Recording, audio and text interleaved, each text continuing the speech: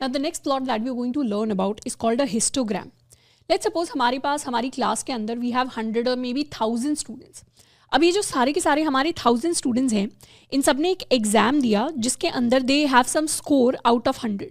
तो out of 100 depending upon उनका कितना स्कोर है, 0 से 100 की रेंज में उन्होंने कुछ ना कुछ मार्क्स है जिनको स्कोर किया है. अगर हम इन मार्क्स से अब उन स्टूडेंट्स की परफॉर्मेंस को एनालाइज करना चाहते हैं, जैसे हम इस तरीके की इन्फॉर्मेशन चाहते हैं कि कितने स्टूडेंट्स हैं जिन्होंने 90 प्लस स्कोर किया है, कितने स्टूडेंट्स हैं जिन्होंने 80 से 90 की रेंज में स्कोर किया है, इस तरीके की इन्फॉर्मेशन को अगर हम एनालाइज करना चाहते हैं तो उस केस में हम हिस्टोग्राम्स को यूज करेंगे. तो basically histograms show the distribution of numerical data by dividing values into beans. मतलब अपने डेटा को हम कुछ पर्टिकुलर रेंजेस के अंदर डिवाइड करके अगर हर एक रेंज के अंदर डेटा को एनालाइज करना चाहते हैं तो वहां पर we prefer to use histograms. And हर एक पर्टिकुलर रेंज को हम अपना बिन कह देते हैं. जैसे एग्जाम्पल के लिए let's talk about the data that we learned of. यहां पर we are going to plot a histogram. तो हिस्टोग्राम्स के केस में लेट अस सपोज कि हम कोई रैंडम डेटा है जिसको जनरेट कर रहे हैं, तो उसके लिए हम इंपोर्ट कर लेते हैं numpy को एज np. एंड उसके बाद what we are going to do, हम कुछ रैंडम डेटा है जिसको जनरेट करेंगे, उसके लिए सीड डिफाइन कर लेते हैं 0. And we have a function called np.random.normal. तो यहाँ पर हम वैल्यूज पास कर लेते हैं 70, 10 एंड लेट्स मेक इट 1000. ये जो हमारा फंक्शन है ये बेसिकली हमारे लिए 1000 रैंडम वैल्यूज जनरेट करने वाला है. और ये जो रैंडम वैल्यूज होंगी ये नॉर्मल डिस्ट्रीब्यूशन को फॉलो करेंगी. नॉर्मल डिस्ट्रीब्यूशन के अंदर हमारा 70 जो है this is going to be the mean value and 10 is going to be the standard deviation. जिन स्टूडेंट्स को नहीं पता, नॉर्मल डिस्ट्रीब्यूशन हमारा कुछ इस तरीके का दिखता है. This is the curve. जो हमारे नॉर्मल डिस्ट्रीब्यूशन के डेटा को अगर हम प्लॉट करें तो हमारा कर्व कुछ इस तरीके का दिखाई देगा जहां पर there is going to be a peak in the middle. तो इस तरीके का डेटा जब प्लॉट करने के बाद आता है तो उसे हम कहते हैं कि हमारा डेटा नॉर्मली डिस्ट्रीब्यूटेड है. उसको हम नॉर्मल डिस्ट्रीब्यूशन कह सकते हैं, गॉसियन डिस्ट्रीब्यूशन कह सकते हैं. एंड ये जो हमारे पास कर्व होता है इस तरीके का, कई बार आपने सेम कर्व देखा होगा, इस कर्व को हम अपना बेल कर्व कहते हैं. So this function is going to produce normal distributed data. And seed को जस्ट हमने इसलिए डाला है ताकि सेकंड टाइम भी अगर आप कोड को रन करो तो we can basically get predictable random values. तो इस तरीके से we are going to get a random values. In fact सिर्फ 100 वैल्यूज के साथ भी हम चेक कर सकते हैं. And let's try to plot a histogram. Histogram को प्लॉट करने के लिए we are going to use plt.hist. And इसके अंदर हम अपनी वैल्यूज को पास करेंगे. हमारी जो भी रैंडम वैल्यूज जनरेट हुई हैं उन्हें हम कह देते हैं अपना स्कोर्स. इनफैक्ट यहीं पर let us also import matplotlib.pyplot as plt and we are going to plot the histogram. उसके लिए हम स्कोर्स को पास करेंगे एंड इस स्कोर्स डेटा को जब हम प्लॉट करेंगे तो this is the histogram that we are going to get. And यहाँ पर जो हमें डेटा दिख रहा है it's very similar to the bell curve that we saw. तो हमारी जो रैंडम वैल्यूज हैं वो नॉर्मली डिस्ट्रीब्यूटेड वैल्यूज जनरेट हुई हैं, पर क्योंकि हमने बहुत कम वैल्यूज को जनरेट किया, 100 is a very small number, तो बहुत ज़्यादा क्लियर, बहुत ज़्यादा स्मूथ कर्व हमारे पास नहीं है. But this is what a histogram looks like. अब histograms look very similar to a bar chart but they are not exactly bar charts. And इसके अंदर हम चाहें तो कुछ और वैल्यूज रख सकते हैं. जैसे if I want the color, तो हम कलर को कस्टमाइज कर सकते हैं to light blue. In fact this we can customize it to sky blue and there is something called edge color.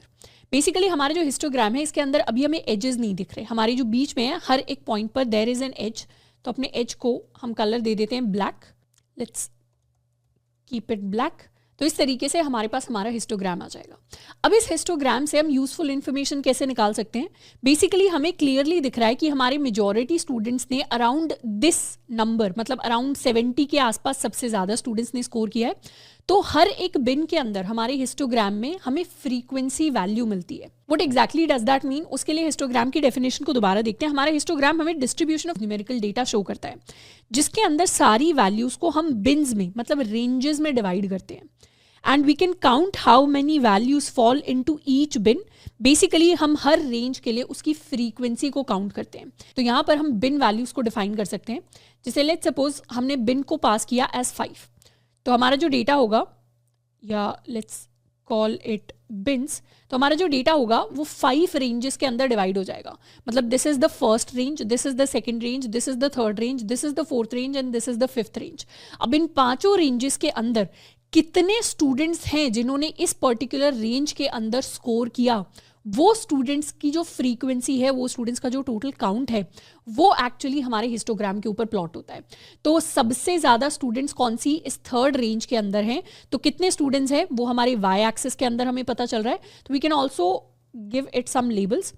तो वाई लेबल पर, our y label is actually going to show number और frequency of students जिन्होंने वो जो नीचे score है उसको score किया है, एंड एक्स लेबल के अंदर we have the scores of students. तो इस तरीके से these are the number of students जिन्होंने उस वैल्यू को स्कोर किया है, and these are the actual scores on the x axis. तो मेजॉरिटी स्टूडेंट्स ने ये जो बीच की सेंटर वैल्यू है यहाँ पर स्कोर किया है। बहुत कम स्टूडेंट्स हैं जिन्होंने लेस देन 50 स्कोर किया है, एंड सिमिलरली अबव एवरेज की बात करें तो बहुत कम स्टूडेंट्स हैं जिन्होंने 90 प्लस स्कोर किया है। तो इस तरीके से we can plot our data and we can try to extract some information from it. अब अगर बिन्स की बात करें तो बिन्स की वैल्यू को हम चाहें तो चेंज भी कर सकते हैं। अभी के लिए हमने कितनी रेंज डिफाइन की थी, हमने बिन्स को 5 की तरह डिफाइन किया था, पर हम चाहें तो इस बिन को इंक्रीज करके 10 भी कर सकते हैं। तो उस केस में हमें देखेगा कि हमारी जो नंबर ऑफ रेंजेस है वो इंक्रीज हो गई हैं। Similarly we can also make it 20। तो इस तरीके से वी कैन ऑल्सो सी और डिटेल में हमारा डिस्ट्रीब्यूशन किस तरीके का है। तो ये कुछ पर्टिकुलर वैल्यूज हैं जहां पर हमारे मेजॉरिटी स्टूडेंट्स ने स्कोर किया है। इनफैक्ट हम चाहें तो अपने सारे स्कोर्स की वैल्यू को भी प्रिंट कर सकते हैं। तो स्कोर्स के अंदर हमें पता चलेगा कि मेजॉरिटी जो वैल्यूज हैं ये 70 to 80 की रेंज में मेजॉरिटी वैल्यूज लाई करती हैं, that we can also analyse from this data. तो इस तरीके से हम अपने हिस्टोग्राम्स को प्लॉट करते हैं। अब यहाँ पर जो हमने बिन्स की वैल्यू सेट की that was a default value, मतलब यहाँ पर अभी जो बिन्स की वैल्यू गई दैट वाज डिफॉल्ट, पर हम चाहें तो अपनी कस्टम वैल्यूज को भी डिफाइन कर सकते हैं, जिसे हम चाहें तो चेक कर सकते हैं कि 0 से 30 की रेंज में कितने स्टूडेंट्स ने स्कोर किया। सिमिलरली 30 से 70 की रेंज में कितने स्टूडेंट्स ने स्कोर किया, 70 से 90 में कितने स्टूडेंट्स ने स्कोर किया, 90 से 100 की रेंज में कितने स्टूडेंट्स ने स्कोर किया। तो यहाँ पर हमारे जो टॉपर स्टूडेंट्स हैं वो आ जाएंगे। तो उसके लिए we can pass a list जिसमें हम 0, 30, 70, 90 एंड 100 वैल्यूज को पास कर सकते हैं, and this can become our new bins value, मतलब ये हमारी नई रेंजेस हैं। तो इस तरीके से हम अपनी कस्टम रेंजेस को भी डिफाइन कर सकते हैं। तो अगर हम इन वैल्यूज को पास करेंगे तो these are the ranges that we are going to get, and हम इंडिविजुअली अपनी मर्जी से किसी एक पर्टिकुलर रेंज के डेटा को एनालाइज कर सकते हैं। जैसे लेट्स पास दिस लिस्ट, हम यहाँ पर डिफाइन कर सकते हैं आर बिन वैल्यूज। तो बिन्स के अंदर हमारे पास 0 आ जाएगा, we'll have 30, we'll have 70, 90 and 100, and यहाँ पर बिन्स के लिए we are going to pass this value।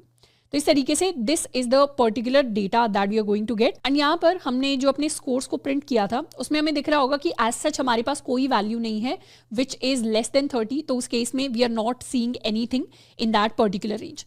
हमारे इस पूरे डेटा के अंदर 30 से लेसर वाली कोई वैल्यू नहीं है, सारे स्टूडेंट्स ने पासिंग मार्क्स से स्कोर किया है।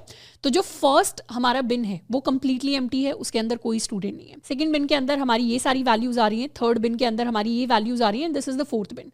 तो यहाँ से बेसिकली हमें रियलाइज हो रहा है कि हमारे जो मेजॉरिटी स्टूडेंट्स हैं वो कौन सी रेंज के अंदर लाई करते हैं। अगर हम सिर्फ इन रेंजेस की बात करें तो मेजॉरिटी स्टूडेंट्स 70 से 90 वाली रेंज के अंदर लाई करते हैं, इस रेंज के अंदर, एंड सबसे कम स्टूडेंट्स हैं जो इस फेलिंग वाली रेंज के अंदर लाई करते हैं, एंड सेकंड नंबर पे जो सबसे कम स्टूडेंट्स हैं वो 90 से 100 वाली रेंज के अंदर लाई करते हैं। So this is how we can study the distribution. In fact एक और ग्राफ के ऊपर ट्राई करते हैं।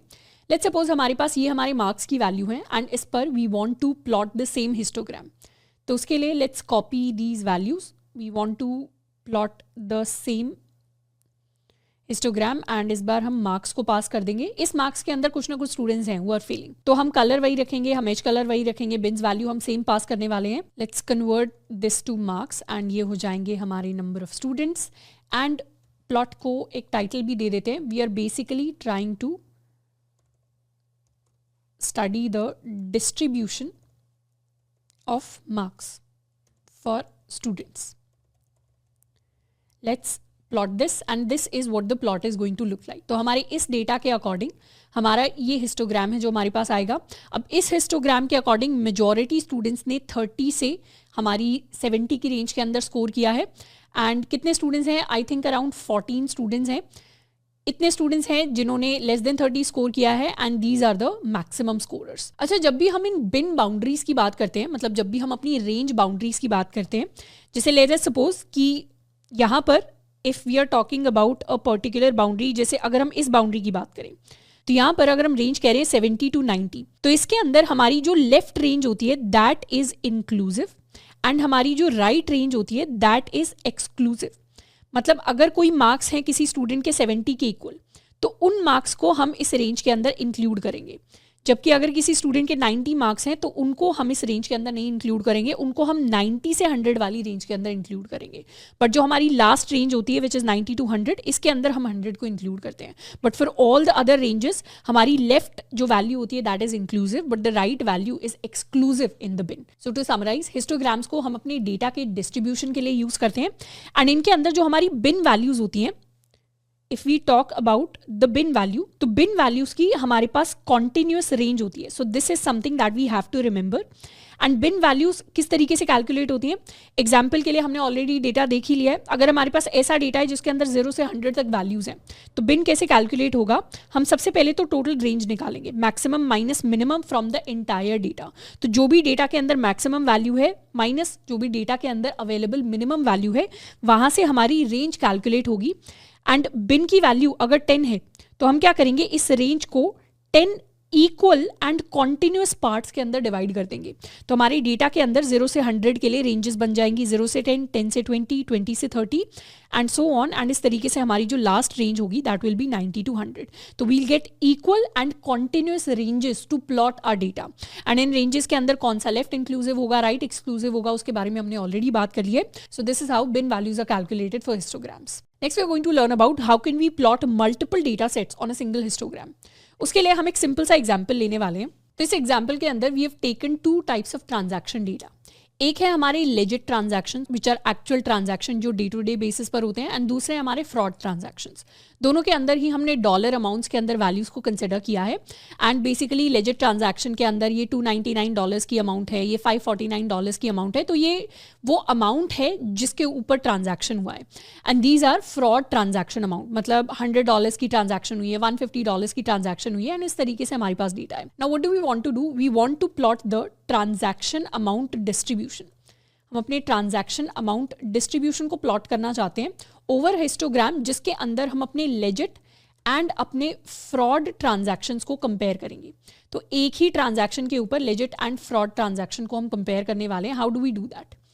तो उसके लिए we are going to plot a histogram with hist. And सबसे पहले तो अपने लेजिट ट्रांजैक्शंस को प्लॉट करते हैं। हम अपने लेजिट ट्रांजैक्शंस को प्लॉट करेंगे, उसके अंदर हम अपना कलर पास कर देते हैं, let's suppose green, to highlight that this is a legit transaction. Bins के लिए हम वैल्यू दे देते हैं 10 के equal. So we want to plot the data for 10 consecutive intervals. उसके साथ में हम इसे एक लेबल भी दे सकते हैं that these are all our legit transactions. तो एक बार इसे प्लॉट करते हैं। So this is what the histogram is going to look like. उसके साथ में let's also give an edge colour of black and this is what the histogram is going to look like. Same काम हम करने वाले हैं अपने fraud transactions के लिए। तो ये हमारे फ्रॉड ट्रांजैक्शंस हैं, इनको हम रेड कलर से दिखाना चाहेंगे एंड इनके लिए भी हम सेम वैल्यूज रखना चाहेंगे। Let's change the label to fraud and this is how the fraud transactions are going to look like. Now हमारे जो लेजिट एंड फ्रॉड ट्रांजैक्शंस हैं they are basically overlapping in values. तो वो overlap highlight करने के लिए हम इन्हें कुछ अल्फा वैल्यू दे देंगे of 0.5। So we make both of them translucent, जिससे दोनों के दोनों विजिबल हों। तो इस तरीके से we are going to see the transactions. In fact green जो वैल्यूज़ हैं उनको बाद में प्लॉट करते हैं so that they are more visible. तो इस तरीके से we'll see the green values. Let's also give plot a title. तो टाइटल के लिए हम यही सेम वैल्यू रख लेते हैं that transaction amount. And plot के लिए एक एक्स लेबल रख लेते हैं। एक्स की तरफ हमारे पास क्या है, हमारे पास ट्रांजैक्शंस की अमाउंट है, तो इसे कह देते हैं amount and this amount is in dollars. तो this is our x label. Y label is going to be the frequency of the transactions, कि कितने ट्रांजैक्शंस हुए इस पर्टिकुलर अमाउंट के अंदर, तो उसको हम फ्रीक्वेंसी कह देते हैं। उसके साथ में we can also show the labels, तो we can show the legend values and इस तरीके से we are going to see the histogram. तो हिस्टोग्राम को देखकर कुछ कुछ चीजें हैं जिनको हम खुद एनालाइज कर सकते हैं। इस तरीके से हमने अपने 2 डेटा सेट्स को सेम हिस्टोग्राम के ऊपर प्लॉट किया है। अब इस हिस्टोग्राम के अंदर 3 इंपॉर्टेंट चीजें हैं जो हम नोट करेंगे। सबसे पहले तो जो हमारे लेजिट ट्रांजैक्शंस है जो ग्रीन के अंदर हाईलाइट हो रहे हैं, they are towards the left side. तो हमारा जो लेजिट ट्रांजैक्शंस का डेटा है उसको हम कह सकते हैं that data is left skewed. Skewed होने का मतलब है कि उसका झुकाव लेफ्ट साइड की तरफ है। लेफ्ट साइड का क्या मतलब है, छोटी अमाउंट्स। तो लेजिट ट्रांजैक्शंस में मेजॉरिटी जो हमें अमाउंट्स देखने को मिल रही है for this particular data set, वो हमारी स्मॉल ट्रांजैक्शंस है। मतलब जितने भी फ्रॉड ट्रांजैक्शंस हुए हैं वो मेजॉरिटी बड़ी अमाउंट्स पर हुए हैं as compare to the legit transactions. तो इस तरीके के इनसाइट्स हम इस हिस्टोग्राम को देखकर जल्दी निकाल सकते हैं एज कंपेयर टू हम सिर्फ इतने डेटा को न्यूमेरिकल बेसिस पर एनालाइज करें। सो this is the information that this data set is giving us. In fact इसके अंदर अगर हम बिन वैल्यूज को थोड़ा सा इंक्रीज करें, if I increase the bin values to 20, तो उस केस में एक और छोटी सी चीज़ हमें देखने को मिलेगी कि हमारे जो फ्रॉड ट्रांजैक्शंस हैं वो जो हमारी होल वैल्यूज हैं, जैसे $2,000 हो गया, $2,500 हो गया, $3,000 हो गया, वहाँ पर पीक्स आ रहे हैं। तो that is also one more pattern जिसको हम नोटिस कर सकते हैं कि हमारी लेजिट ट्रांजैक्शंस रैंडम वैल्यूज की हो सकती हैं, जबकि मेजॉरिटी केसेस में जो एग्जैक्ट ट्रांजैक्शन अमाउंट होती है $2,000, $3,000, इस तरीके की होल वैल्यूज फ्रॉड ट्रांजैक्शंस में हमें ज़्यादा देखने को मिलती हैं। We can also see it more clearly if I do plt.grid to be true, and इस तरीके से we are able to see कि हमारी जो पीक्स हैं वो कहाँ पर लाई कर रही हैं for the fraud transactions. So this is how we can plot multiple data sets on a single histogram. अब जब भी हम हिस्टोग्राम को प्लॉट कर रहे हैं, कुछ चीज़ें हैं जो हमें ध्यान रखनी है, मतलब कुछ मिस्टेक्स हैं जिनको हमें अवॉइड करना है। सबसे पहली मिस्टेक तो ये है कि जो भी हमारी बिन वैल्यू है, अगर हम लेट्स सपोज बहुत कम बिन रखेंगे, मतलब अगर हम टू फ्यू बिन वैल्यूज़ को रखते हैं, बहुत कम हमारे पास बिन वैल्यूज़ होती हैं, तो उस केस में हमारे डेटा के अंदर हमें स्ट्रक्चर नहीं दिख पाता। मतलब अगर हम लेट्स सपोज यहाँ पर बिन वैल्यूज़ को सिर्फ 2 कर देंगे तो उससे हमें डेटा से कुछ ज़्यादा मीनिंगफुल इंसाइट्स नहीं दिखेंगे। मतलब इस तरीके का हमें डेटा दिखेगा पर उतने ज़्यादा मीनिंगफुल इंसाइट्स हम नहीं देख पाएंगे। जैसे हमने बिन वैल्यूज़ को बढ़ाकर देखा तो हमें पता चला कि जो होल अमाउंट्स है वहाँ पर फ्रॉड ट्रांजैक्शन ज़्यादा है, पर इस डेटा से हमें सिर्फ ये सीखने को मिल सकता है कि ठीक है, लेजिट ट्रांजैक्शन स्मॉलर अमाउंट्स पे हैं जबकि फ्रॉड ट्रांजैक्शन थोड़ी बड़ी अमाउंट्स पर हैं। पर अगर हमें और ज़्यादा डीपर इंसाइट्स चाहिए तो उस केस में we'll have to increase the bin value. पर बिन वैल्यूज़ को ऐसा नहीं है कि हमें बहुत ज़्यादा इंक्रीज कर देना है, क्योंकि अगर हमारे पास टू मेनी बिन वैल्यूज भी हो जाती हैं तो उस केस में हमारा जो डेटा होता है या हमारा जो प्लॉट होता है जिसको हम प्लॉट करते हैं, हमारी जो वैल्यूज होती हैं वो काफी नॉइजी डेटा बन जाता है। तो एक तरीके से जब भी हम बिन्स की बात करते हैं हमें एक बैलेंस बनाकर रखना होता है। हमारे बिन्स टू फ्यू भी नहीं होनी चाहिए एंड टू मेनी भी नहीं होनी चाहिए। प्लस जब भी हम हिस्टोग्राम्स को यूज करते हैं हमें न्यूमेरिकल डेटा के लिए हिस्टोग्राम्स को यूज करना है, हमें कैटेगोरिकल डेटा के लिए हिस्टोग्राम्स को यूज नहीं करना। जैसे फॉर एग्जांपल हमने पाई चार्ट्स के अंदर एग्जांपल देखा था कि एक कंपनी है जिसके हम एक्सपेंसेस को शो करना चाहते हैं। तो एक्सपेंसेस क्या है, एक्सपेंसेस हमारी कैटेगरीज के अंदर आते हैं कि कंपनीज ने सैलरीज के अंदर कितना स्पेंड किया, R&D के अंदर कितना स्पेंड किया, कोई यूटिलिटीज है उनके अंदर कितना स्पेंड किया। तो इस तरीके की हमारी कैटेगोरिकल एक्सपेंसेस हैं जिनको अगर हम प्लॉट करना चाहते हैं तो इनको हम हिस्टोग्राम्स के अंदर शो नहीं करेंगे क्योंकि ये कैटेगोरिकल डेटा है। तो उसके लिए हम कोई और चार्ट या कोई और प्लॉट है जिसको प्रेफर करेंगे। तो हिस्टोग्राम्स को हम न्यूमेरिकल डेटा के लिए प्रेफर करते हैं, न्यूमेरिकल डेटा के लिए यूज करते हैं। Now one more thing that we can do with histograms is that we can plot an XV line. XV line is used to draw a vertical reference line on the plot. अब जैसे histogram के अंदर हमने कुछ इस तरीके का data है जिसको प्लॉट किया है। अब इस डेटा के अंदर हम let's suppose mean of the data show करने वाले हैं। तो ग्राफ के अंदर हम इस तरीके की लाइन है जिसको ड्रॉ कर सकते हैं which is signifying a particular value. It could be the mean, it could be the average, it could be a particular threshold. कोई भी वैल्यू है जिसको हम एक वर्टिकल लाइन से रिप्रेजेंट करना चाहते हैं अपने ग्राफ के अंदर, उसको ड्रॉ करने के लिए हम एक्सवी लाइन्स को यूज कर सकते हैं। So this is common to mark the cut offs, to show averages, passing marks और थ्रेशोल्ड्स। तो इस तरीके की वैल्यूज। तो उसके लिए लेट अस सपोज हमारा जो पुराना डेटा है, मतलब ये वाला हमारी जो मार्क्स का डिस्ट्रीब्यूशन है, इसके अंदर लेट अस सपोज हमारी जो पासिंग मार्क्स हैं 2033। हम 33 मार्क्स पे एक तरीके से कट ऑफ लगाना चाहते हैं, 33 हमारे पासिंग मार्क्स हैं।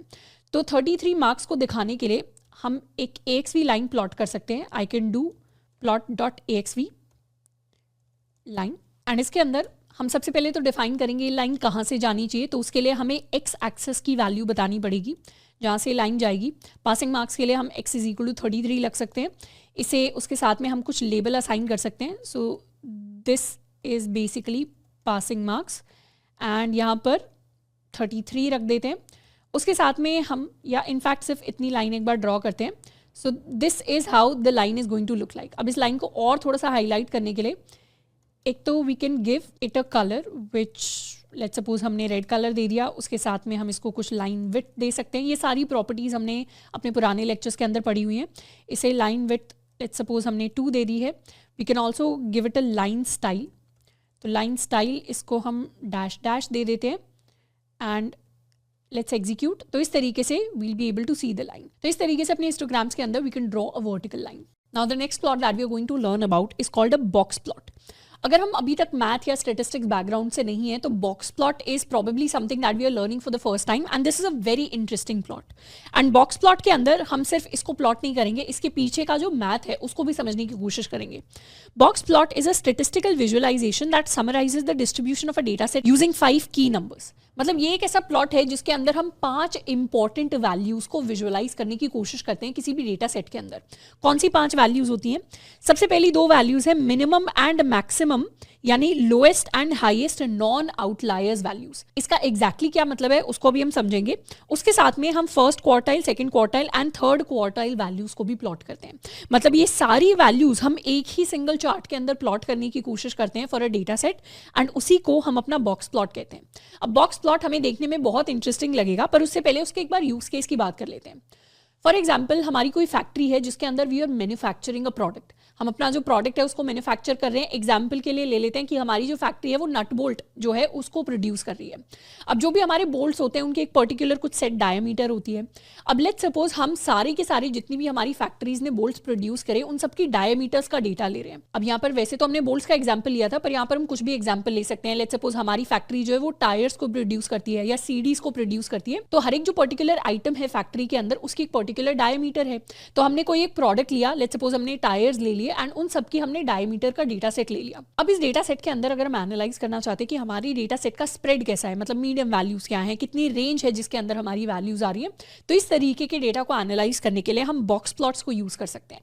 एंड बॉक्स प्लॉट्स के 3 मेजर काम होते हैं। सबसे पहला तो ये आउटलायर डिटेक्शन में हमें हेल्प करते हैं। जैसे फॉर एग्जाम्पल हमारे जो टायर्स की डायमीटर का डेटा है उससे हमारे पास कुछ एक स्पेसिफिक रेंज आ जाएगी जिसमें हमें पता चलेगा कि नॉर्मल टायर्स जो हैं उनकी रेडियस या उनकी डायमीटर इतनी ही रहती है। ऐसा कोई टायर मैन्युफैक्चर होता है जिसकी डायमीटर इस रेंज से काफी बाहर है, तो वहां पर हमने क्या किया, एक आउटलायर को डिटेक्ट कर लिया। तो बॉक्स प्लॉट से हम आउटलायर्स को डिटेक्ट कर सकते हैं जिससे हमारी फैक्ट्रीज के अंदर जो भी आइटम जो है वो मैन्युफैक्चर हो रहा है उसकी क्वालिटी चेक बहुत इजीली किया जा सकता है। तो वहां पर हम एक कंसिस्टेंसी लेकर आते हैं इन आवर मैन्युफैक्चरिंग प्रोसेस। ये चीज हम टायर्स के लिए कर सकते हैं, ये चीज हम बोल्ट्स के लिए कर सकते हैं या किसी और प्रोडक्ट के लिए भी कर सकते हैं। So this is basically classical example की बॉक्स प्लॉट हमें क्या करने में हेल्प करता है।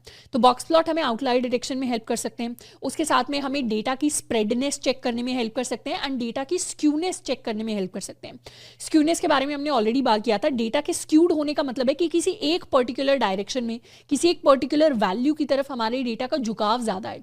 तो इस तरीके से अगर हमारा डेटा स्क्यूड डेटा है तो कितना स्क्यूड है वो चेक करने में भी हमारे बॉक्स प्लॉट्स हमें हेल्प करते हैं। तो उसके लिए सबसे पहले देखते हैं एग्जैक्टली कि एक बॉक्स प्लॉट होता क्या है। We have taken example of this data. इस डेटा के लिए हम बॉक्स प्लॉट क्रिएट करने वाले हैं। तो उसके लिए क्या करेंगे, plt.boxplot एंड अपने इस डेटा को हम सेंड कर देंगे। साथ के साथ let us also draw a grid here. तो हमारा जो बॉक्स प्लॉट है वो कुछ ऐसा दिखाई देता है। अब यहाँ पर हम में से मेजॉरिटी स्टूडेंट्स ऐसे होंगे जो शायद ऐसे प्लॉट को फर्स्ट टाइम देख रहे हैं, तो वी आर रियली कंफ्यूज्ड कि ये किस तरीके से इस डेटा को प्रेजेंट कर दिया है। पर बिल्कुल घबराने की चीज़ नहीं है, हम एक एक चीज़ को यहाँ पर डिटेल में डिस्कस करेंगे कि इस अपर लाइन का क्या मतलब है, लोअर लाइन का क्या मतलब है, बीच में जो ऑरेंज लाइन है इसका क्या मतलब है, इस बॉक्स का क्या मतलब है, क्यों ये वर्टिकली एक्स एक्सिस पे 1 पे ही आ रहा है, लेफ्ट के अंदर वैल्यूज का क्या मतलब है, सारी चीज़ों को हम समझेंगे। तो basically box plot in 5 values को इस एक सिंगल ग्राफ के अंदर समराइज करने की कोशिश कर रहा है। अब इन 5 वैल्यूज का मतलब क्या है, सबसे पहले बात करते हैं अपनी क्वार्टाइल वैल्यूज के बारे में। Let us also note down कि हमारे पास क्या क्या डेटा सेट है जिसके लिए हमने अपना बॉक्स प्लॉट क्रिएट किया है। हमारे पास है वैल्यूज 7, 8, 5, 6, 9, 4, 10, 12 एंड 15। तो ये हमारा डेटा है जिसके लिए हमने अपना बॉक्स प्लॉट क्रिएट किया है। अब ऑलरेडी हमने पहले बात की हुई है कि हमारी क्वार्टाइल का मतलब क्या होता है। फर्स्ट क्वार्टाइल को यहाँ पर हम कह रहे हैं Q1, जिसका मतलब है 25th percentile.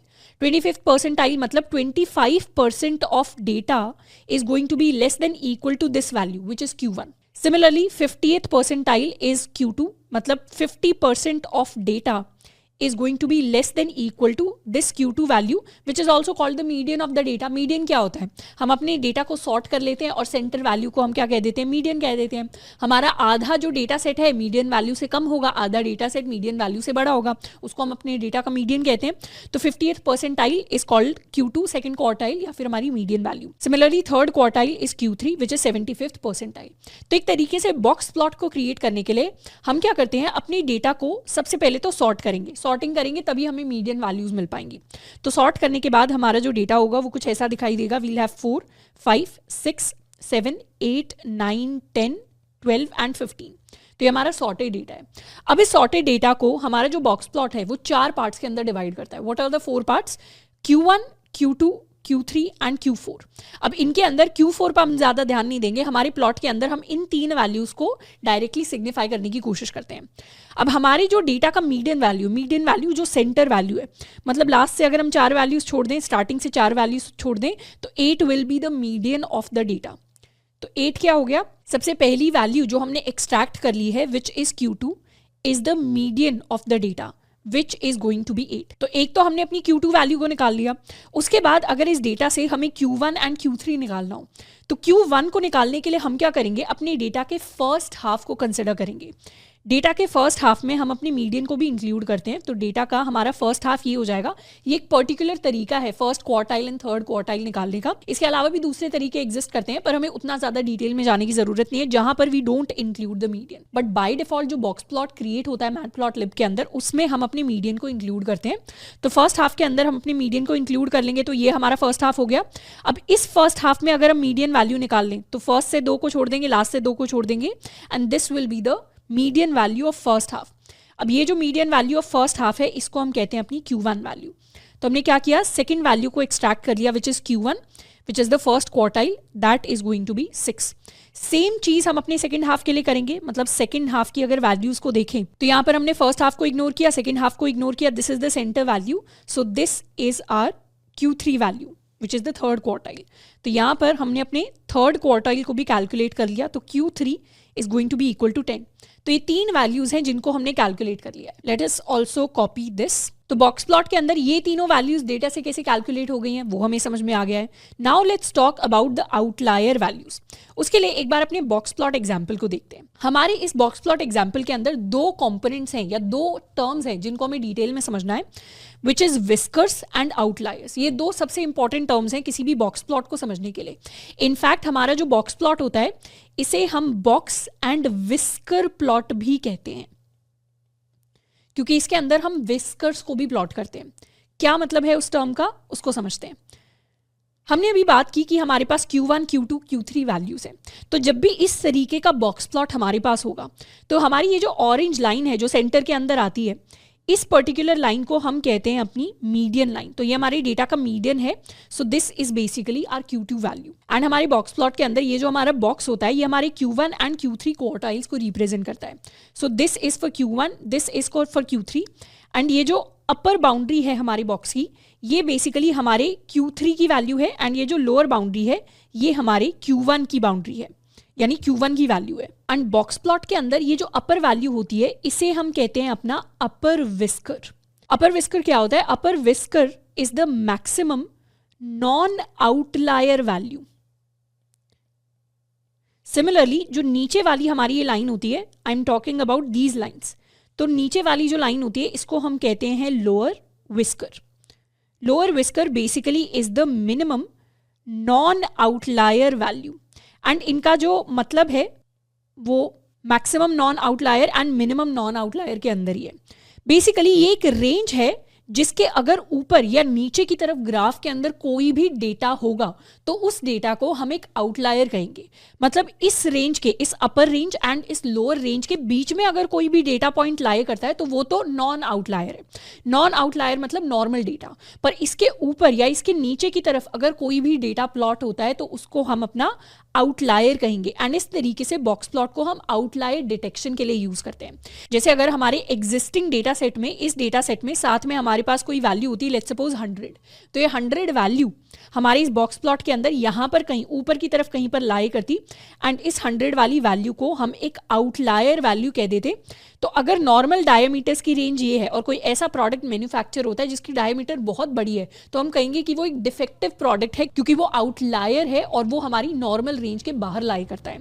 So this is the maximum non outlier value and this is the minimum non outlier value, जिसको हम अपना upper whisker and lower whisker कहते हैं। अब ये upper whisker lower whisker calculate कैसे होता है, उसके लिए we have a fixed formula and the formula is कि lower whisker value is equal to Q1 minus 1.5 multiplied by IQR. This IQR is interquartile range. इसको भी हम देखेंगे क्या होता है। एंड सिमिलरली हमारी जो अपर विस्कर वैल्यू होती है that is Q3 plus 1.5 into IQR. So this is the formula जिसके बेसिस पर हमारी जो वैल्यूज हैं lower whisker and upper whisker की कैलकुलेट होती है। एंड इसके अंदर ये जो हमारी IQR वैल्यू है this is called the inter quartile range. Inter quartile range कहने का मतलब है कि this IQR value is Q3 minus Q1 value, मतलब क्वार्टाइल्स की रेंज है ये कि क्वार्टाइल कहाँ से लेकर कहाँ तक जा रहे हैं, जिसमें हम Q3 वैल्यू में से Q1 वैल्यू को माइनस करते हैं। तो एक तरीके से हम कह सकते हैं कि IQR क्या है। IQR हमने ये जो बॉक्स ड्रॉ किया है इसकी वर्टिकल हाइट को रिप्रेजेंट कर रहा है कि इस Q3 में से हम इस Q1 को माइनस कर दें तो इसकी जो भी पर्टिकुलर हाइट हमारे पास निकल कर आएगी that height is being represented by this IQR value. And फिर इससे हम अपने अपर एंड लोअर विस्कर्स को कैलकुलेट करते हैं। एंड ये जो 1.5 है इसे हम अपनी विस्कर लेंथ कहते हैं। अब वैसे तो बाय डिफॉल्ट जो हमारे lower and upper whiskers calculate होते हैं वो 1.5 के अकॉर्डिंग कैलकुलेट होते हैं, पर हम चाहें तो इस 1.5 को रीसेट भी कर सकते हैं to some other value like 2, 3 या कोई और वैल्यू। पर अभी के लिए हम अपनी डिफॉल्ट वैल्यू के साथ काम करने वाले हैं। अभी थोड़ी देर बाद हम देखेंगे कि विस्कर लेंथ को भी कैसे मैनिपुलेट कर सकते हैं, बट अभी के लिए these are the values that we calculate and उसके बाद हम अपने बॉक्स प्लॉट को क्रिएट करते हैं। तो एक बार समराइज कर लेते हैं। बॉक्स प्लॉट के अंदर हमारा जो एक्चुअल बॉक्स होता है दैट रिप्रेजेंट्स आर क्वार्टाइल्स, कि क्वार्टाइल्स के अंदर मिनिमम मैक्सिमम वैल्यू क्या है। ये हमारी Q1 की वैल्यू होती है, ये हमारी Q3 की वैल्यू होती है एंड बीच में जो सेंटर लाइन है that is the Q2 value which is the median of the data.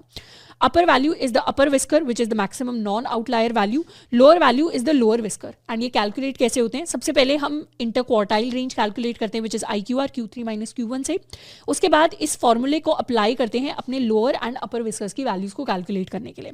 जो भी डेटा अपर विस्कर के ऊपर या लोअर विस्कर के नीचे लाई करता है उसे अपने डेटा सेट के अंदर हम एक आउटलायर कहते हैं एंड इस तरीके से हमारी डेटा वैल्यूज प्लॉट की जाती हैं। तो according to the current data, मतलब ये जो डेटा हमारे पास है, तो समझने की कोशिश करते हैं कि इस बॉक्स प्लॉट के अंदर ये वैल्यूज प्लॉट कैसे हुई। सबसे पहले तो अपने Q1, Q2 and Q3 values को देखते हैं। Q2 is 8 which is the median. तो ध्यान से देखें तो हमारे डेटा के अंदर ऑरेंज लाइन कहाँ पर जा रही है, y एक्सिस के अंदर हमारे पास वैल्यू है 8, सो दिस इज गोइंग थ्रू 8, तो ये हमारा मीडियन है डेटा का। Q3 हमारे पास 10 है तो बॉक्स की जो अपर बाउंड्री है वो 10 की तरफ जा रही है एंड Q1 हमारे पास 6 है तो बॉक्स की जो लोअर बाउंड्री है वो इस 6 पर जा रही है यहाँ पर। Now let's understand the upper whisker and lower whisker values. तो upper whisker lower whisker calculate कैसे होगा, एक बार इसे रिमूव कर लेते हैं। सबसे पहले तो IQR को कैलकुलेट करते हैं। IQR वैल्यू हो जाएगी हमारे पास Q3 माइनस Q1, Q3 है 10, Q1 है 6, तो this will be 10 minus 6 equals 4। उसके बाद अगर हम लोअर विस्कर वैल्यू को कैलकुलेट करेंगे तो ये हो जाएगा Q1 is 6 minus 1.5 multiplied by IQR which is 4, तो ये हो जाएगा 6 minus 6 which is equal to 0। Similarly हम अपने अपर विस्कर को देखें तो ये हो जाएगा हमारे पास Q3 is 10 plus 1.5 into 4, so this will be 10 plus 6 यानी 16 के इक्वल। तो हमारे पास जो अपर वैल्यू है वो आ जाएगी 0 के इक्वल, लोअर वैल्यू 16 के इक्वल।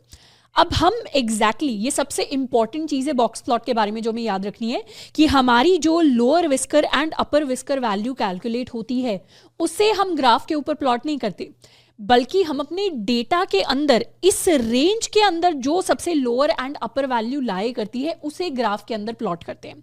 मतलब हमारी लोअर वैल्यू क्या है, 0 है, तो हम देखेंगे क्या डेटा के अंदर 0 वैल्यू लाई करती है, 0 लाई नहीं करता। तो 0 से जस्ट ऊपर वाली कौन सी वैल्यू है, जस्ट ऊपर वाली वैल्यू इज दिस 4। तो हमारी लोअर विस्कर की वैल्यू हम क्या कर देंगे कि 0 तो हो नहीं सकता, पर लोएस्ट वैल्यू क्या हो सकती है, 4 हो सकती है, तो हम नीचे वाली बाउंड्री को 4 पर रखेंगे। Similarly upper whisker value is 16, तो डेटा में देखेंगे क्या 16 है, 16 नहीं है, पर 16 के सबसे पास वाली वैल्यू क्या है, 15 है, तो हम क्या करेंगे अपर विस्कर की वैल्यू को रख देंगे एट 15 एंड यही सेम चीज अपने ग्राफ के अंदर ऑब्जर्व करेंगे कि लोअर विस्कर कहां पर जा रहा है, हमारे 4 पर जा रहा है। सिमिलरली अपर विस्कर कहां पर जा रहा है, 14 से थोड़ा सा ऊपर जा रहा है और हमारे डेटा सेट के अंदर 15 अवेलेबल है, so this value is going to 15। And इस तरीके से हमारे जो बॉक्स प्लॉट है ये 5 इंपॉर्टेंट वैल्यूज को रिप्रेजेंट करता है। कौन सी 5 important values? Q1, Q2, Q3 and उसके साथ में हमारे अपर एंड लोअर विस्कर्स। तो ये याद रखना है, अपर लोअर विस्कर में जो वैल्यू कैलकुलेट होती है वो रिप्रेजेंट नहीं होती, बल्कि डेटा सेट के अंदर जो available maximum and lowest value होती है which is nearest to these values, उससे हम अपने एक्चुअल बॉक्स प्लॉट के अंदर प्रेजेंट करते हैं। अब यहाँ पर अगर हम आउटलायर डिटेक्शन को देखना चाहते हैं तो लेट्स सपोज हमारे इस डेटा सेट के अंदर 100 भी एग्जिस्ट करता है। अगर हम प्लॉट करें तो इस तरीके का हमारा कुछ बॉक्स प्लॉट आएगा, या फिर हम चाहें तो 50 वैल्यू ले लेते हैं, इस तरीके का हमारा कुछ बॉक्स प्लॉट आएगा एंड बॉक्स प्लॉट के काफी ऊपर की तरफ हमारे 50 वाला पॉइंट आ रहा है। तो ये 50 क्या हो गया? ये 50 एक आउटलायर हो गया कि अपर विस्कर तो यहाँ पर रह गया, मतलब नॉर्मल डेटा के अकॉर्डिंग जो नॉन आउटलायर रेंज थी वो काफी छोटी है एंड उस रेंज के बहुत ज्यादा बाहर जाकर ये 50 वाली वैल्यू है। अगर यहाँ 30 ले लें तो 30 is also going to be an outlier as compare to दूसरा डेटा। तो नॉर्मल डेटा का हमने स्प्रेडनेस चेक कर लिया कि नॉर्मल डेटा इस एरिया के अंदर स्प्रेड हो रहा है एंड इस एरिया से बाहर की तरफ ऊपर की तरफ कोई वैल्यू है, या इनफैक्ट -30 कर दें, नीचे की तरफ भी कोई वैल्यू है, तो ये क्या होगा? ये हमारे आउटलायर्स हो गए। एंड बाय डिफॉल्ट अगर मैटप्लॉटलिब के अंदर अगर हम एक सिंगल बॉक्स प्लॉट, एक सिंगल ग्राफ के अंदर प्लॉट करते हैं तो वो एक्स एक्सिस के अंदर 1 वैल्यू पर प्लॉट होता है। यहीं पर अगर हम 2 बॉक्स प्लॉट्स को क्रिएट करते हैं तो एक 1 पर होता, दूसरे के लिए एक्स एक्सिस वैल्यू 2 हो जाती। सो this is by default value जहां पर हमारा बॉक्स प्लॉट होता है। तो आई होप कि यहां पर हमें डिटेल में समझ में आया होगा कि हमारे बॉक्स प्लॉट के अंदर हर एक सिंगल लाइन का एग्जैक्टली क्या मतलब है एंड किस तरीके से एक सिंपल से डायग्राम से हम ये मल्टीपल वैल्यूज को समझ पा रहे हैं एक सिंगल छोटे से डायग्राम को देखकर। सो this is the beauty of box plot की बहुत सारी लेवल ऑफ इंफॉर्मेशन को कैसे वो एक छोटे से डायग्राम के अंदर समराइज करके हमें दे देता है। Next we are going to perform some additional operations on our box plots, जिसमें से सबसे पहला ऑपरेशन है to plot multiple data sets. Let's suppose हमें मल्टीपल डेटा सेट्स को अपने बॉक्स प्लॉट के ऊपर प्लॉट करना है, तो let us create first of all multiple data sets. उसके लिए हम अपना फंक्शन यूज़ कर सकते हैं np.random.normal। तो यहाँ पर let's create a data set जिसमें हम वैल्यूज़ पास कर सकते हैं 50, 10, 100। तो हम नॉर्मल डिस्ट्रीब्यूटेड 100 रैंडम वैल्यूज़ को जनरेट करना चाह रहे हैं जिनके लिए mean is 50 and the standard deviation is 10। Similarly हम चाहें तो एक और सेट ऑफ वैल्यूज़ को जनरेट करेंगे जहाँ पर मीन 60 रख लेते हैं, स्टैंडर्ड डिविएशन 15 रख लेते हैं, यहाँ भी 100 वैल्यूज़ को जनरेट करेंगे।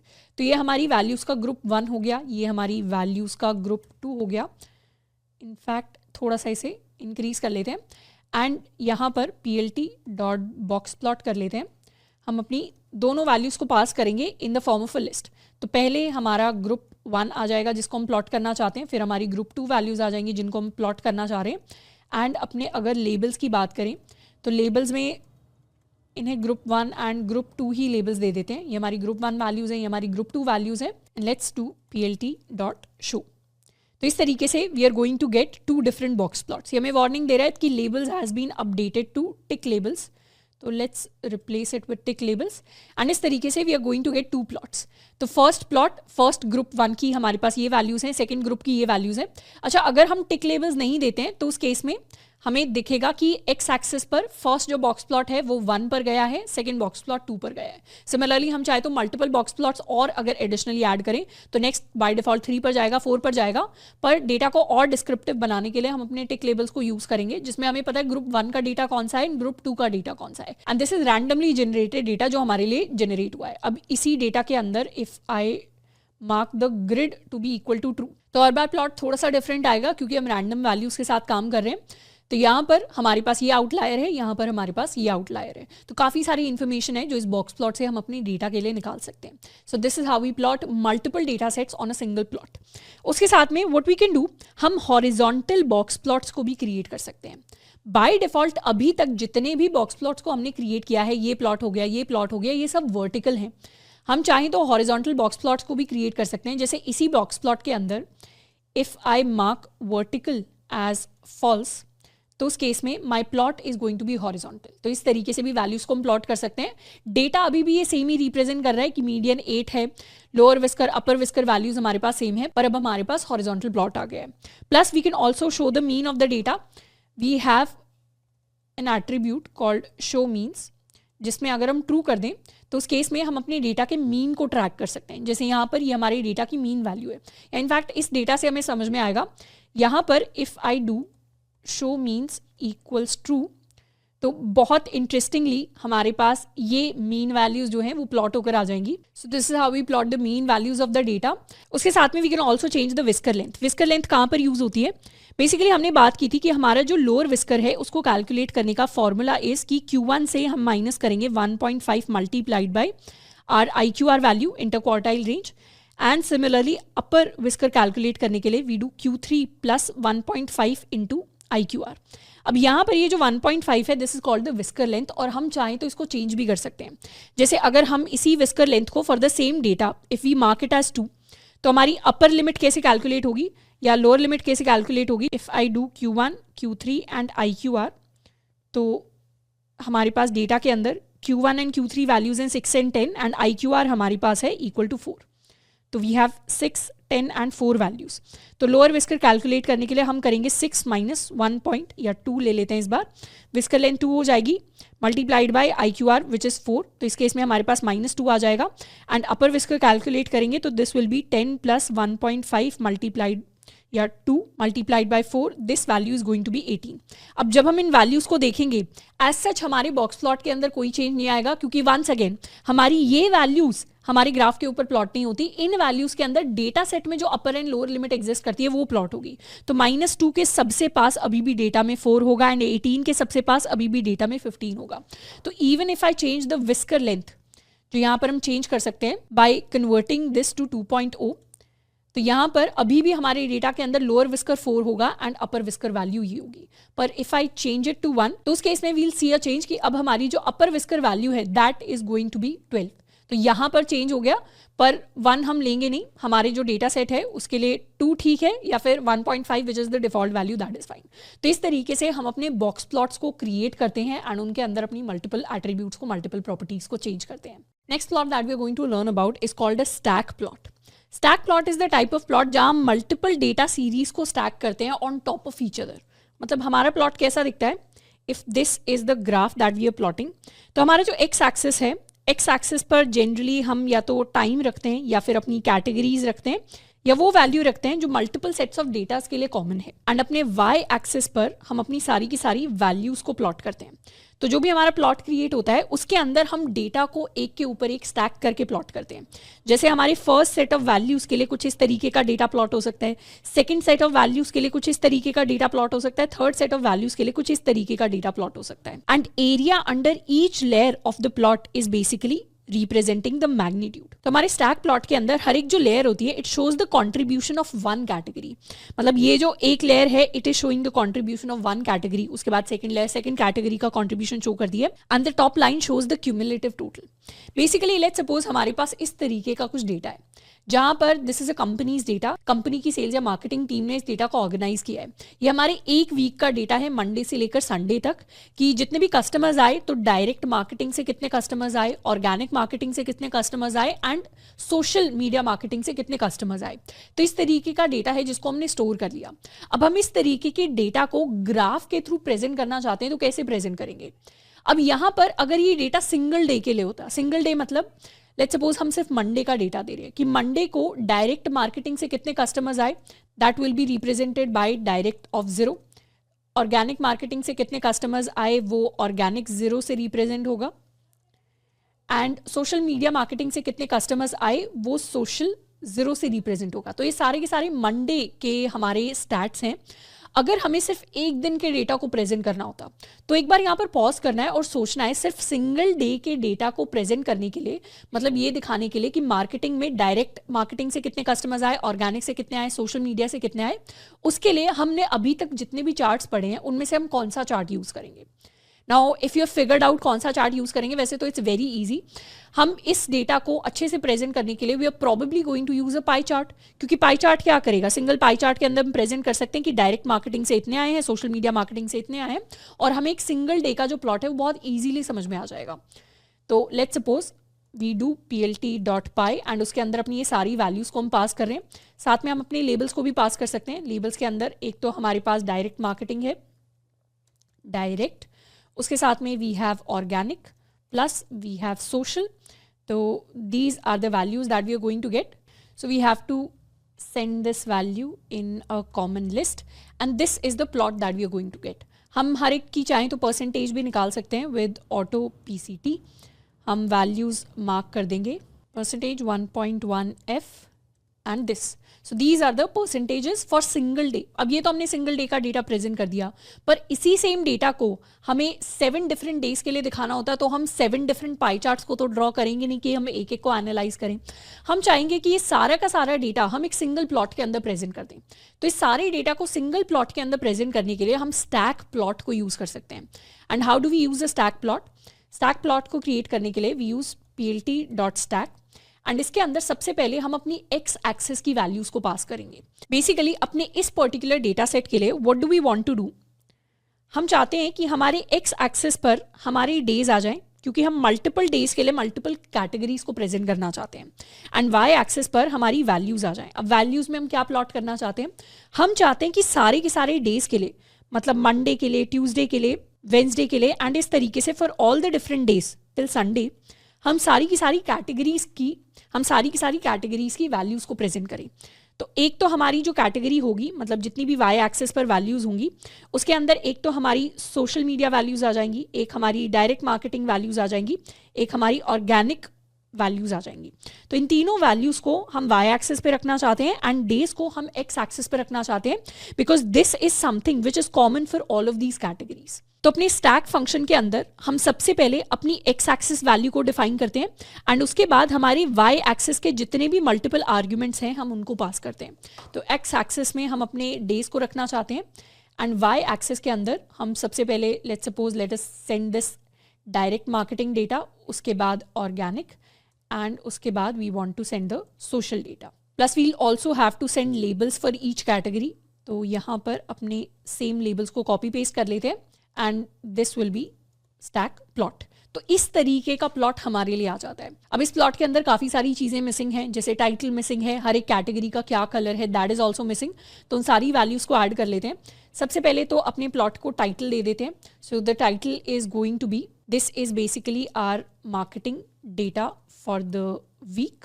plt.x label is going to be the days and plt.y label, इसको हम कह सकते हैं नंबर ऑफ कस्टमर्स जितने आए, एंड साथ के साथ में we are going to show the legend.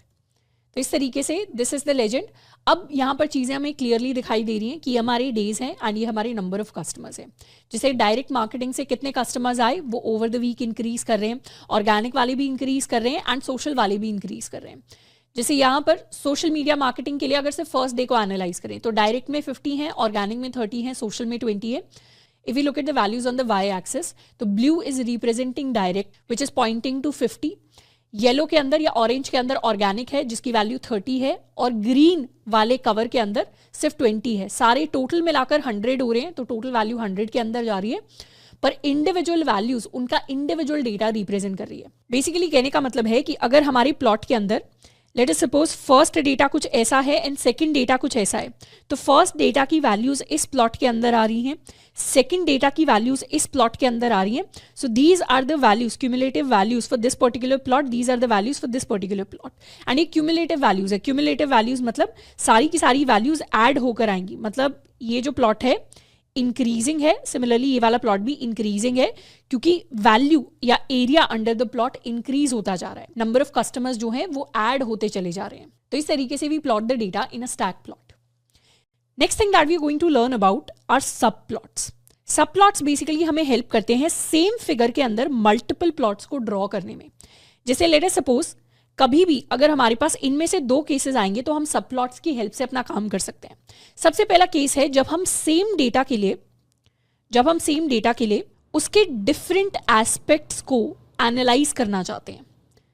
मतलब उसी सेम डेटा के लिए हम एक बॉक्स प्लॉट भी क्रिएट करना चाहते हैं, उसी सेम डेटा के लिए हम लेट्स सपोज एक पाई चार्ट भी क्रिएट करना चाहते हैं, उसी सेम डेटा के लिए हम कोई लाइन प्लॉट या स्कैटर प्लॉट भी क्रिएट करना चाहते हैं.